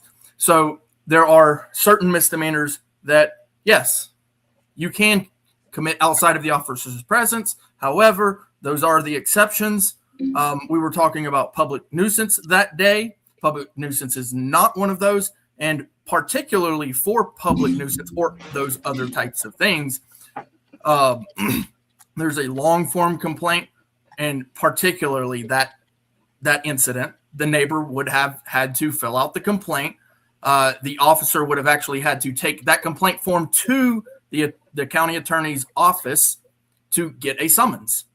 And then on top of that, stacking the charges, right? The charge actually would have had to be valid in the first place, the original charge. So yes, there are these exceptions, but the exception is not at all what we were talking about. And I really enjoyed the second topic there. You guys talking about the food, the problems that we're having with the stuff coming from overseas, even stuff being done here in the United States. People are adding all sorts of bullshit. There's one particular bullshit short that comes through my feed all the time. Black Coot Farmer or something like that. The guy's got a massive amount of chickens, and he's always debunking a whole bunch of bullshit, which is really funny to watch. It's really funny to watch. I forget. I think that's the name. Black Coot something. Black Coot Farmer or something like that. Hilarious guy, and I really enjoyed that conversation. And I just I wanted to hold back because I wanted you guys to have that conversation. At some point, I just kind of have to sit back and let people be people. They can be wrong all day, but if I don't allow them to be wrong, then we'll never know. So I appreciate Santa. I do. I'm glad that he comes up and challenges. I also need to be challenged just like him. It's fair. It's fair. And I do get things wrong too. You cost me $500, motherfucker. No. If he wants to pay you for me being right, he can pay you. Actually, he would be paying Ben, right? But the fact of the matter is the subject matter that we were discussing that day had to do with a particular misdemeanor, the nuisance statute, which has to be seen in the officer's presence. So, Santa, I'm not a gambling man. I'm not going to take your money. I will be right on this, but I'm not going to take your money. Thank you. No, but I sure as fuck will. Mr. Balchinian, the Balchinian, your final thoughts, sir. Man, Ben, you got to get a hold of me in private. I gotta take care of these fucking balls on my chin, man. Help me out, brother. Mr. Hard Talk Toasty, sir. Oh God, Spin, I hate it when you give me these scripts because then I have to put my balls in the fryer, and that leads to a lot of GMOs being put out. You know, you guys should come and see us tomorrow at School of Thought. I think I will be going up with her to talk about mysterious conspiracy theories, and I will be officially launching my Let's Send Toasty to Texas dono grift, and we will collect all this money and we will go meet everybody who's going to be at the debate con in July. Thank you for your attention to this matter. Mr. God's favorite aunt, your final thoughts on the panel, sir. Astrology is fake and gay. and the moon isn't real. And the moon isn't real. Mr. For the win. The moon's very real. Is there gold on the moon? I would argue that astrology is not fake and gay, just ant, as usual. Voter ID, yeah, we're going to get it. I don't think we're going to ever see the Save America Act by Congress. I still think that's a trump card that needs to be played here yet. But 2020 definitely was stolen, and it was done for very good reason, and it was allowed to be stolen. And, you know, we're going to see the results of all that here shortly. So that's all I got. Awesome. And we're going to play this video. We're going to come back. Then we will say goodnight and play the outro. America Rising Media.